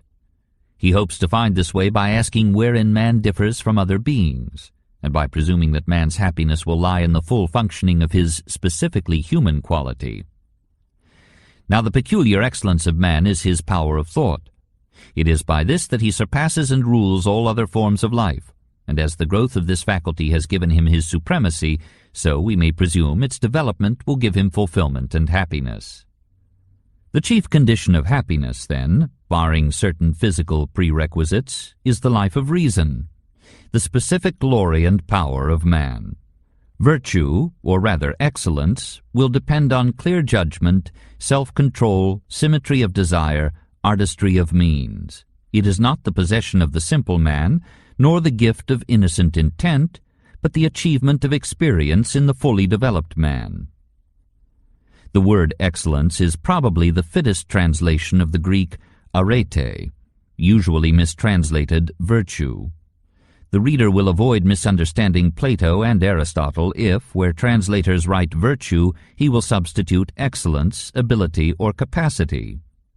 The Greek arete is the Roman virtus. Both imply a masculine sort of excellence. Ares, or Ares, god of war, vir, a male.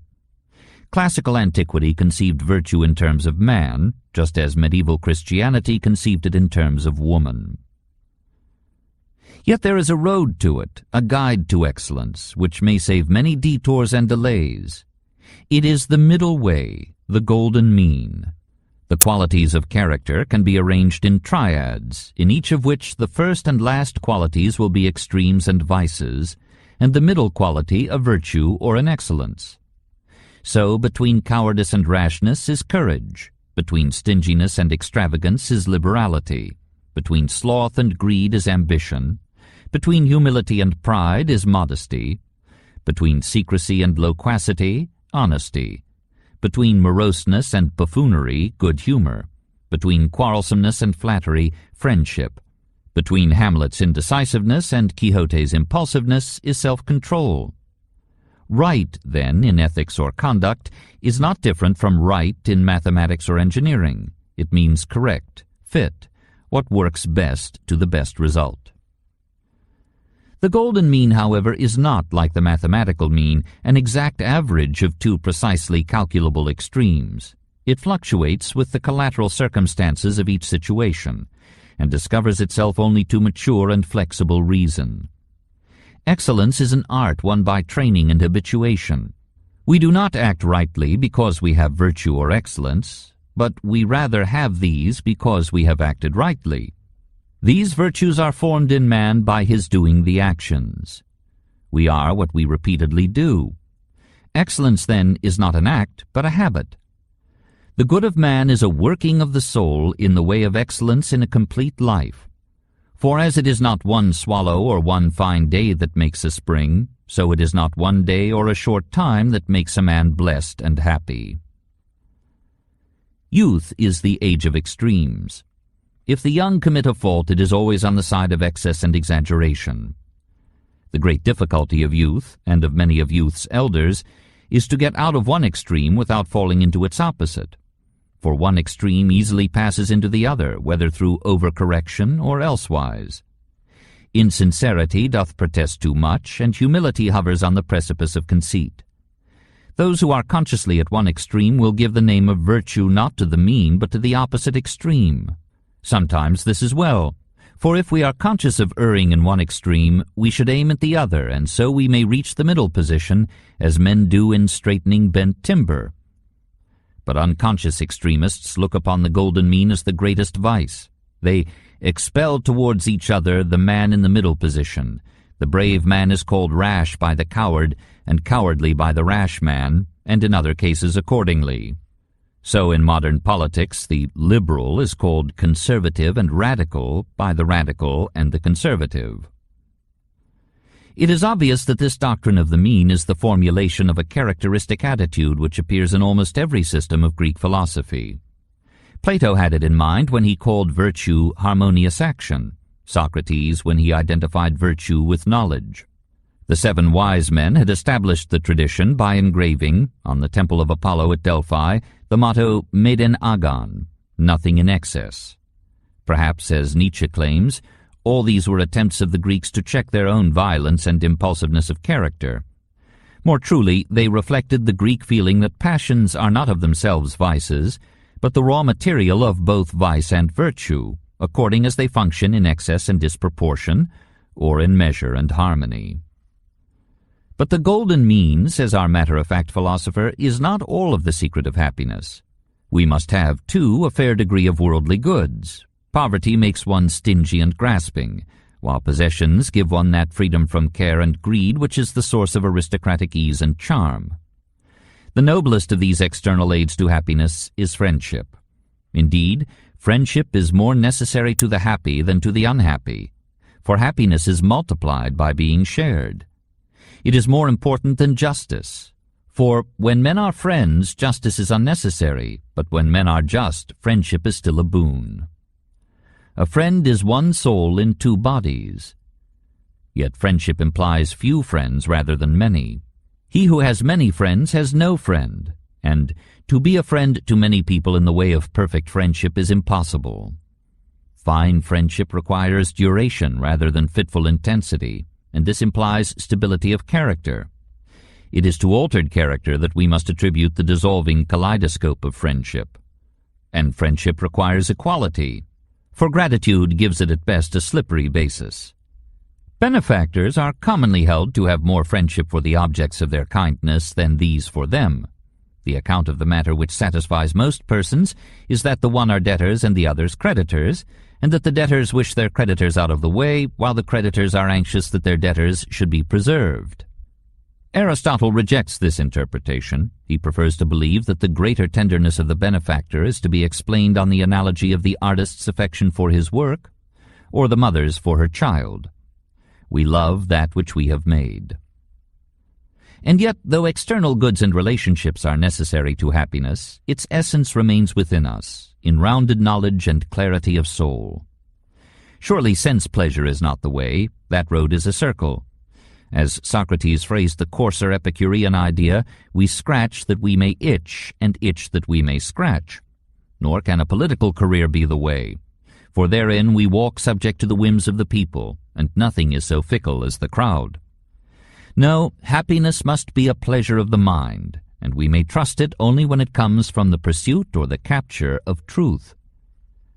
The operation of the intellect aims at no end beyond itself, and finds in itself the pleasure which stimulates it to further operation. And since the attributes of self-sufficiency, unweariedness, and capacity for rest plainly belong to this occupation, in it must lie perfect happiness. Aristotle's ideal man, however, is no mere metaphysician. He does not expose himself needlessly to danger, since there are few things for which he cares sufficiently, but he is willing, in great crises, to give even his life, knowing that under certain conditions it is not worthwhile to live. He is of a disposition to do men service, though he is ashamed to have a service done to him, To confer a kindness is a mark of superiority. To receive one is a mark of subordination. He does not take part in public displays. He is open in his dislikes and preferences. He talks and acts frankly because of his contempt for men and things. He is never fired with admiration, since there is nothing great in his eyes. He cannot live in complacence with others, except it be a friend. Complacence is the characteristic of a slave. He never feels malice, and always forgets and passes over injuries. He is not fond of talking. It is no concern of his that he should be praised, or that others should be blamed. He does not speak evil of others, even of his enemies, unless it be to themselves. His carriage is sedate, his voice deep, his speech measured. He is not given to hurry, for he is concerned about only a few things. He is not prone to vehemence, for he thinks nothing very important. A shrill voice and hasty steps come to a man through care. He bears the accidents of life with dignity and grace, making the best of his circumstances, like a skillful general who marshals his limited forces with all the strategy of war. He is his own best friend and takes delight in privacy, whereas the man of no virtue or ability is his own worst enemy and is afraid of solitude. Such is the Superman of Aristotle. Politics. Communism and conservatism. From so aristocratic an ethic, there naturally follows, or was the sequence the other way, a severely aristocratic political philosophy. It was not to be expected that the tutor of an emperor and the husband of a princess would have any exaggerated attachment to the common people, or even to the mercantile bourgeoisie. Our philosophy is where our treasure lies. But further, Aristotle was honestly conservative because of the turmoil and disaster that had come out of Athenian democracy. Like a typical scholar, he longed for order, security, and peace. This, he felt, was no time for political extravaganzas.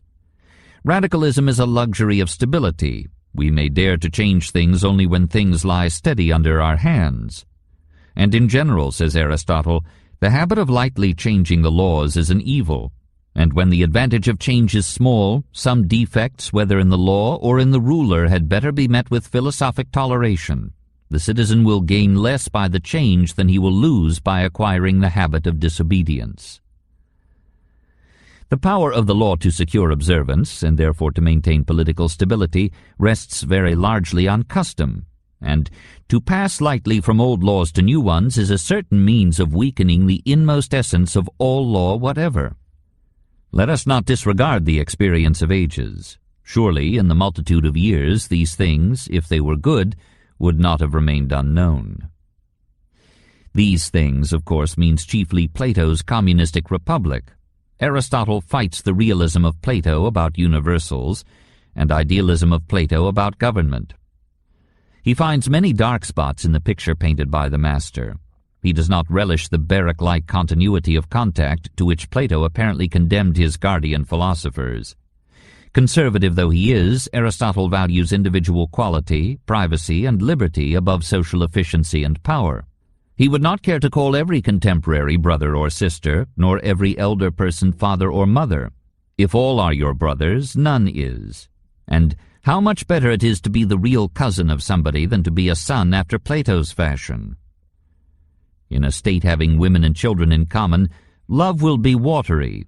Of the two qualities which chiefly inspire regard and affection, that a thing is your own and that it awakens real love in you, neither can exist in such a state as Plato's.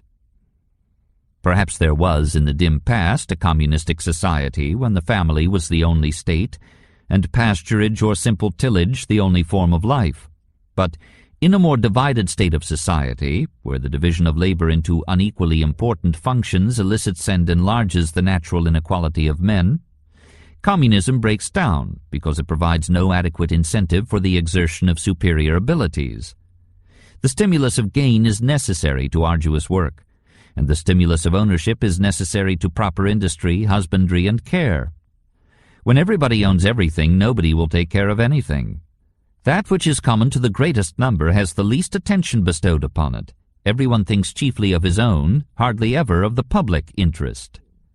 And there is always a difficulty in living together or having things in common, but especially in having common property.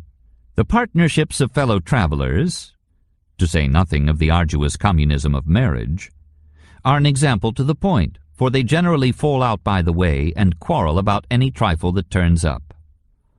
Men readily listen to utopias and are easily induced to believe that in some wonderful manner everybody will become everybody's friend, especially when someone is heard denouncing the evils now existing, which are said to arise out of the possession of private property.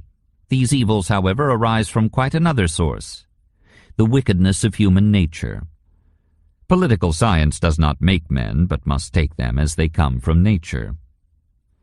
And human nature, the human average, is nearer to the beast than to the god.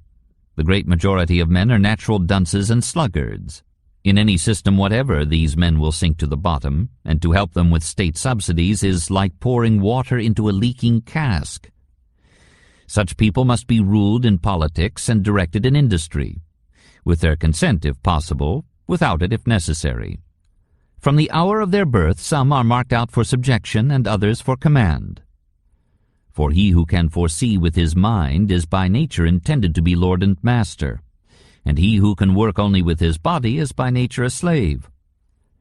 The slave is to the master what the body is to the mind, and as the body should be subject to the mind, so it is better for all inferiors that they should be under the rule of a master. The slave is a tool with life in it. The tool is a lifeless slave. And then our hard-hearted philosopher, with a glimmer of possibilities which the Industrial Revolution has opened to our hands, writes for a moment with wistful hope: if every instrument would accomplish its own work, obeying or anticipating the will of others, if the shuttle would weave, or the plectrum touch the lyre, without a hand to guide them, then chief workmen would not need assistants, nor masters slaves. This philosophy typifies the Greek disdain for manual labor. Such work in Athens had not become so complicated as it is today, when the intelligence demanded in many manual trades is at times much greater than that required for the operations of the lower middle class, and even a college professor may look upon an automobile mechanic, in certain exigencies, as a very god. Manual work then was merely manual, and Aristotle looked down upon it from the heights of philosophy as belonging to men without minds, as only fit for slaves, and only fitting men for slavery. Manual labor, he believes, dulls and deteriorates the mind, and leaves neither time nor energy for political intelligence. It seems to Aristotle a reasonable corollary that only persons of some leisure should have a voice in government. The best form of state will not admit mechanics to citizenship. At Thebes there was a law that no man could hold office who had not retired from business 10 years before. Even merchants and financiers are classed by Aristotle among slaves. Retail trade is unnatural, and a mode by which men gain from one another. The most hated sort of exchange is usury, which makes a gain out of money itself and not from its natural use. For money was intended as an instrument of exchange and not as the mother of interest.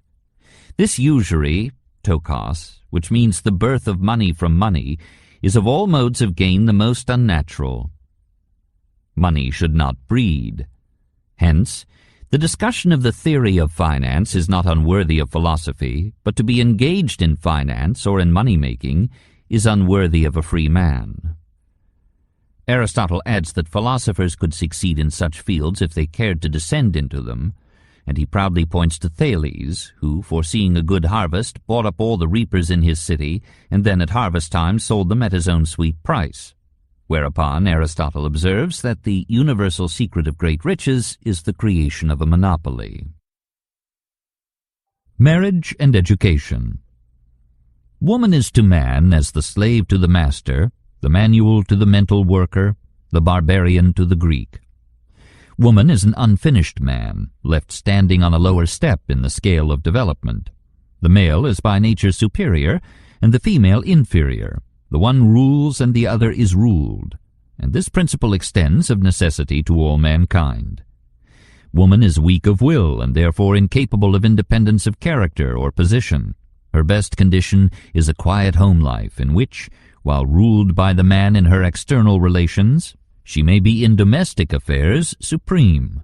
Woman should not be made more like men, as in Plato's Republic. Rather, the dissimilarity should be increased. Nothing is so attractive as the different. The courage of a man and that of a woman are not, as Socrates supposed, the same. The courage of a man is shown in commanding, that of a woman in obeying. As the poet says, silence is a woman's glory. Aristotle seems to suspect that this ideal enslavement of woman is a rare achievement for man, and that as often as not, the scepter is with the tongue rather than with the arm. As if to give the male an indispensable advantage, he advises him to defer marriage till the vicinity of 37, and then to marry a lass of some 20 years. A girl who is rounding the 20s is usually the equal of a man of 30, but may perhaps be managed by a seasoned warrior of 37. What attracts Aristotle to this matrimonial mathematics is the consideration that two such disparate persons will lose their reproductive power and passions at approximately the same time. If the man is still able to beget children while the woman is unable to bear them, or vice versa, quarrels and differences will arise. Since the time of generation is commonly limited within the age of 70 years in the man and 50 in the woman, the commencement of their union should conform to these periods.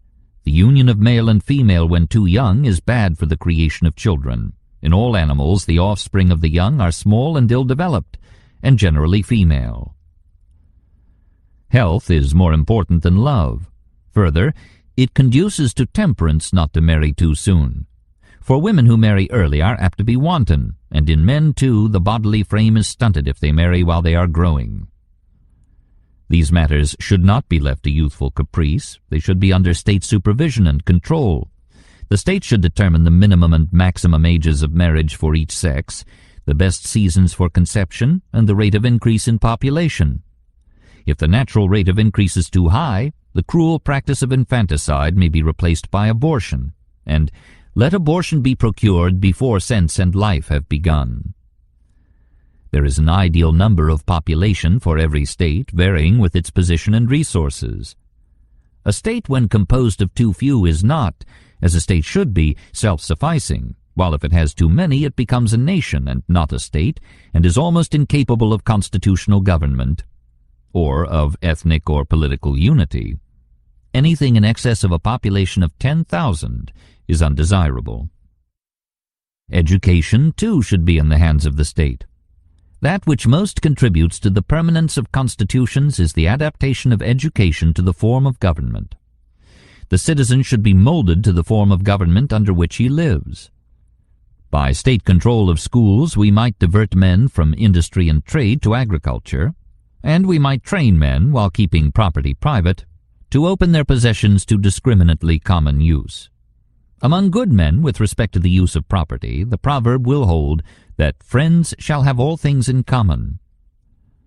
But above all, the growing citizen must be taught obedience to law, else a state is impossible. It has been well said that he who has never learned to obey cannot be a good commander. The good citizen should be capable of both. And only a state system of schools can achieve social unity amid ethnic heterogeneity. The state is a plurality which must be made into a unity and a community by education. Let youth be taught, too, the great boon it has in the state, the unappreciated security which comes of social organization, the freedom that comes of law. Man, when perfected, is the best of animals, but when isolated he is the worst of all. For injustice is more dangerous when armed, and man is equipped at birth with the weapon of intelligence and with qualities of character which he may use for the vilest ends. Wherefore, if he have not virtue, he is the most unholy and savage of animals, full of gluttony and lust. And only social control can give him virtue. Through speech, man evolved society; through society, intelligence; through intelligence, order; and through order, civilization. In such an ordered state, the individual has 1,000 opportunities and avenues of development open to him, which a solitary life would never give. To live alone, then, one must be either an animal or a god. Hence, revolution is almost always unwise. It may achieve some good, but at the cost of many evils, the chief of which is the disturbance, and perhaps the dissolution, of that social order and structure on which every political good depends. The direct consequences of revolutionary innovations may be calculable and salutary, but the indirect are generally incalculable and not seldom disastrous. They who take only a few points into account find it easy to pronounce judgment. and a man can make up his mind quickly if he has only a little to make up. Young men are easily deceived, for they are quick to hope. The suppression of long-established habits brings the overthrow of innovating governments because the old habits persist among the people. Characters are not so easily changed as laws. If a constitution is to be permanent, all the parts of a society must desire it to be maintained. Therefore, a ruler who would avoid revolution should prevent extremes of poverty and wealth, a condition which is most often the result of war. He should, like the English, encourage colonization as an outlet for a dangerously congested population, and he should foster and practice religion. An autocratic ruler particularly should appear to be earnest in the worship of the gods, for if men think that a ruler is religious and reveres the gods, they are less afraid of suffering injustice at his hands, and are less disposed to conspire against him, since they believe that the gods themselves are fighting on his side. Democracy and aristocracy. With such safeguards in religion, in education, and in the ordering of family life, almost any of the traditional forms of government will serve. All forms have good and bad commingled in them, and are severally adapted to various conditions. Theoretically, the ideal form of government would be the centralization of all political power in the one best man. Homer is right. Bad is the lordship of many. Let one be your ruler and master. For such a man, law would be rather an instrument than a limit. For men of eminent ability there is no law. They are themselves a law. Anyone would be ridiculous who should attempt to make laws for them. They would probably retort what, in the fable of Antisthenes, the lions said to the hares when in the council of beasts the latter began haranguing and claiming equality for all. Where are your claws? But in practice, monarchy is usually the worst form of government, for great strength and great virtue are not near allied. Hence the best practicable polity is aristocracy, the rule of the informed and capable few. Government is too complex a thing to have its issues decided by number, when lesser issues are reserved for knowledge and ability. As the physician ought to be judged by the physicians, so ought men in general to be judged by their peers. Now does not this same principle apply to elections? For a right election can only be made by those who have knowledge. A geometrician, e.g., will choose rightly in matters of geometry, or a pilot in matters of navigation, so that neither the election of magistrates nor the calling of them to account should be entrusted to the many. The difficulty with hereditary aristocracy is that it has no permanent economic base. The eternal recurrence of the nouveau riche puts political office sooner or later at the disposal of the highest bidder. It is surely a bad thing that the greatest offices should be bought. The law which permits this abuse makes wealth of more account than ability, and the whole state becomes avaricious. For whenever the chiefs of the state deem anything honorable, the other citizens are sure to follow their example. The prestige imitation of modern social psychology. And where ability has not the first place, there is no real aristocracy. Democracy is usually the result of a revolution against plutocracy. Love of gain in the ruling classes tends constantly to diminish their number, Marx's elimination of the middle class, and so to strengthen the masses, who in the end set upon their masters and establish democracies. This rule by the poor has some advantages. The people, though individually they may be worse judges than those who have special knowledge, are collectively as good. Moreover, there are some artists whose works are best judged not by themselves alone, but by those who do not possess the art, e.g. the user or master of a house will be a better judge of it than the builder, and the guest will be a better judge of a feast than the cook. And the many are more incorruptible than the few. They are like the greater quantity of water, which is less easily spoiled than a little. The individual is liable to be overcome by anger or by some other passion, and then his judgment is necessarily perverted. But it is hardly to be supposed that a great number of persons would all get into a passion and go wrong at the same moment. Yet democracy is on the whole inferior to aristocracy, for it is based on a false assumption of equality.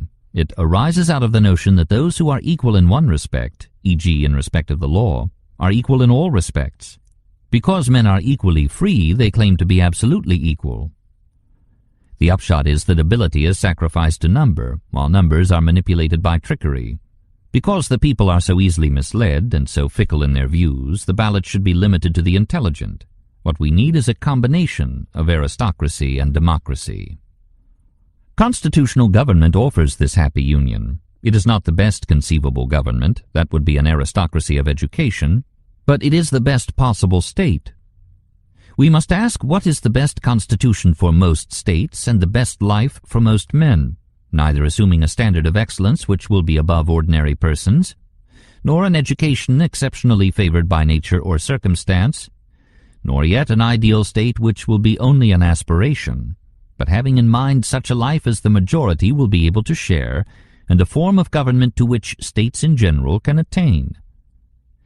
It is necessary to begin by assuming a principle of general application, namely, that part of the state which desires the continuance of the government must be stronger than that which does not. And strength consists neither in number alone, nor in property alone, nor in military or political ability alone, but in a combination of these, so that regard has to be taken of freedom, wealth, culture, and noble birth, as well as of mere numerical superiority. Now, where shall we find such an economic majority to support our constitutional government? Perhaps best in the middle class. Here again we have the golden mean, just as constitutional government itself would be a mean between democracy and aristocracy. Our state will be sufficiently democratic if the road to every office is open to all, and sufficiently aristocratic if the offices themselves are closed except to those who have traveled the road and arrived fully prepared. From whatever angle we approach our eternal political problem, we monotonously reach the same conclusion: that the community should determine the ends to be pursued, but that only experts should select and apply the means. That choice should be democratically spread, but that office should be rigidly reserved for the equipped and winnowed best. Criticism. What shall we say of this philosophy? Perhaps nothing rapturous. It is difficult to be enthusiastic about Aristotle, because it was difficult for him to be enthusiastic about anything. And si vis me flere, primum tibi flendum.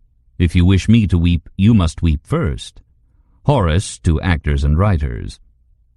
His motto is nil admirari, to admire or marvel at nothing, and we hesitate to violate his motto in his case. We miss in him the reforming zeal of Plato, the angry love of humanity which made the great idealist denounce his fellow men.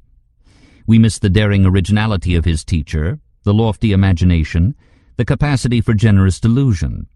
And yet, after reading Plato, nothing could be so salutary for us as Aristotle's skeptic calm. Let us summarize our disagreement. We are bothered at the outset with his insistence on logic. He thinks the syllogism a description of man's way of reasoning, whereas it merely describes man's way of dressing up his reasoning for the persuasion of another mind. He supposes that thought begins with premises and seeks their conclusions, when actually thought begins with hypothetical conclusions and seeks their justifying premises, and seeks them best by the observation of particular events under the controlled and isolated conditions of experiment. Yet how foolish we should be to forget that 2,000 years have changed merely the incidentals of Aristotle's logic, that Occam and Bacon and Whewell and Mill and 100 others have but found spots in his sun, and that Aristotle's creation of this new discipline of thought and his firm establishment of its essential lines remain among the lasting achievements of the human mind. It is again the absence of experiment and fruitful hypothesis that leaves Aristotle's natural science a mass of undigested observations. His specialty is the collection and classification of data. In every field he wields his categories and produces catalogues. But side by side with this bent and talent for observation goes a Platonic addiction to metaphysics. This trips him up in every science and inveigles him into the wildest presuppositions. Here indeed was the great defect of the Greek mind. It was not disciplined.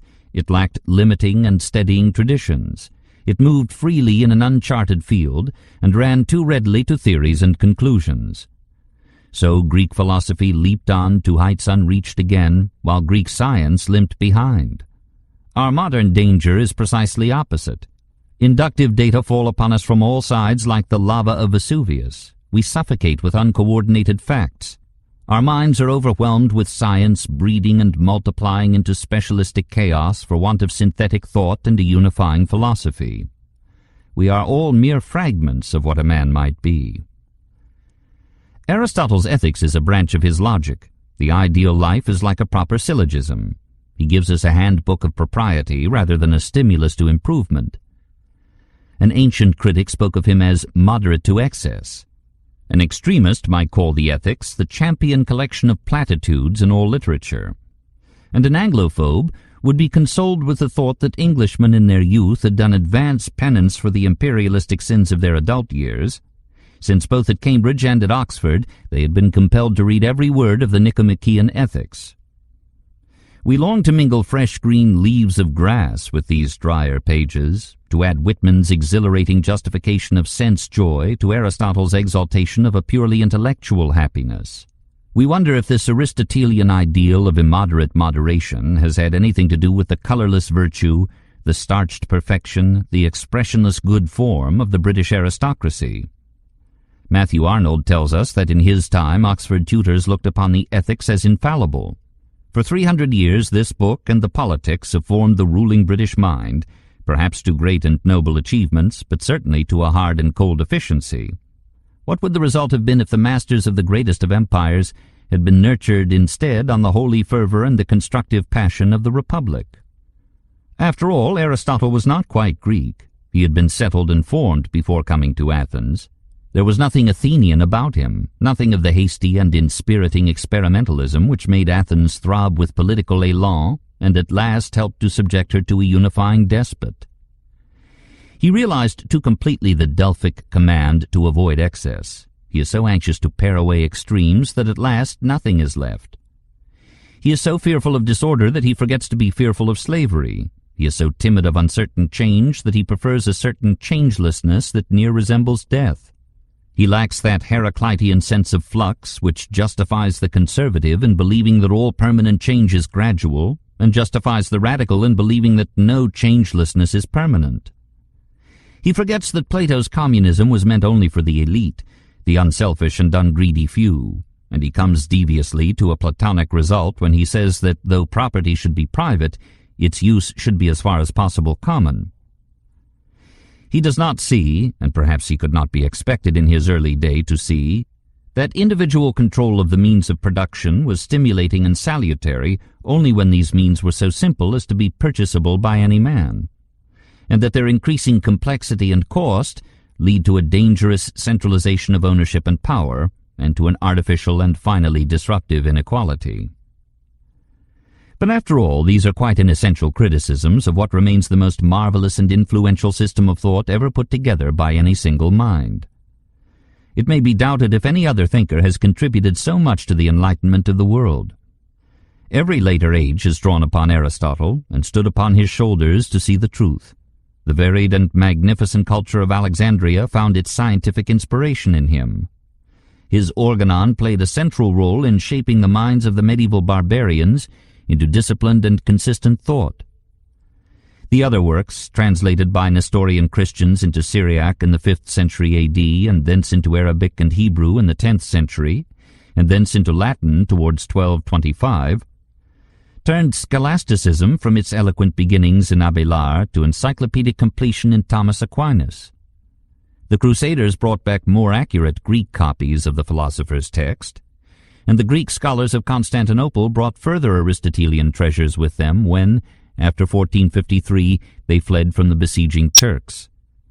The works of Aristotle came to be for European philosophy what the Bible was for theology, an almost infallible text with solutions for every problem.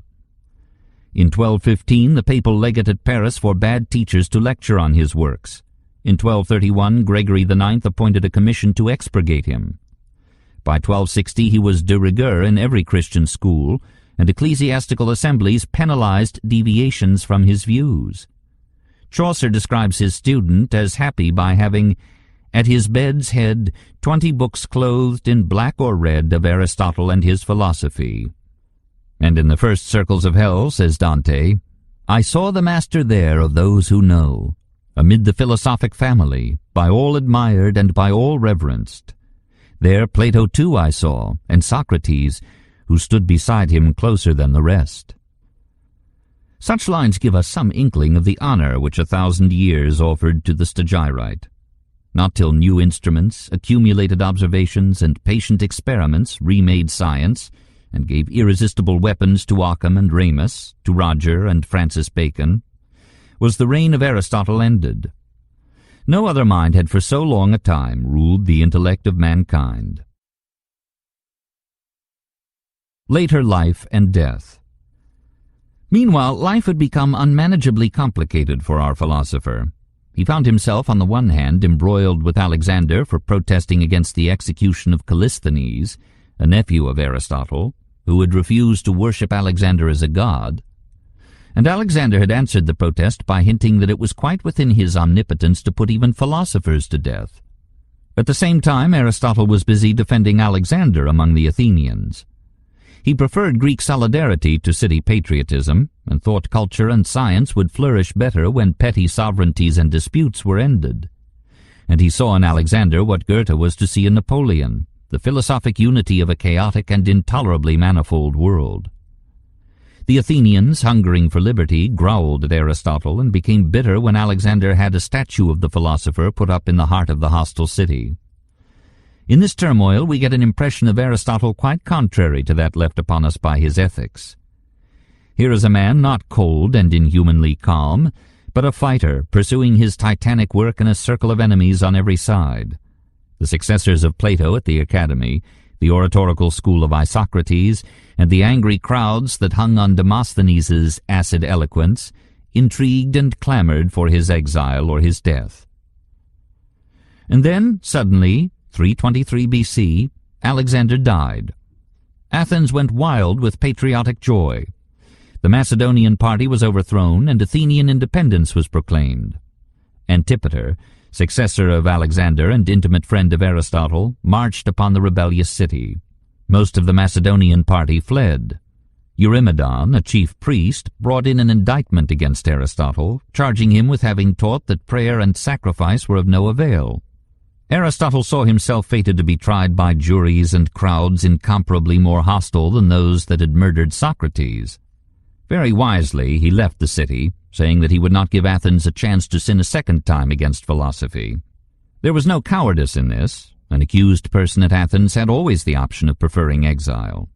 Arriving at Chalcis, Aristotle fell ill.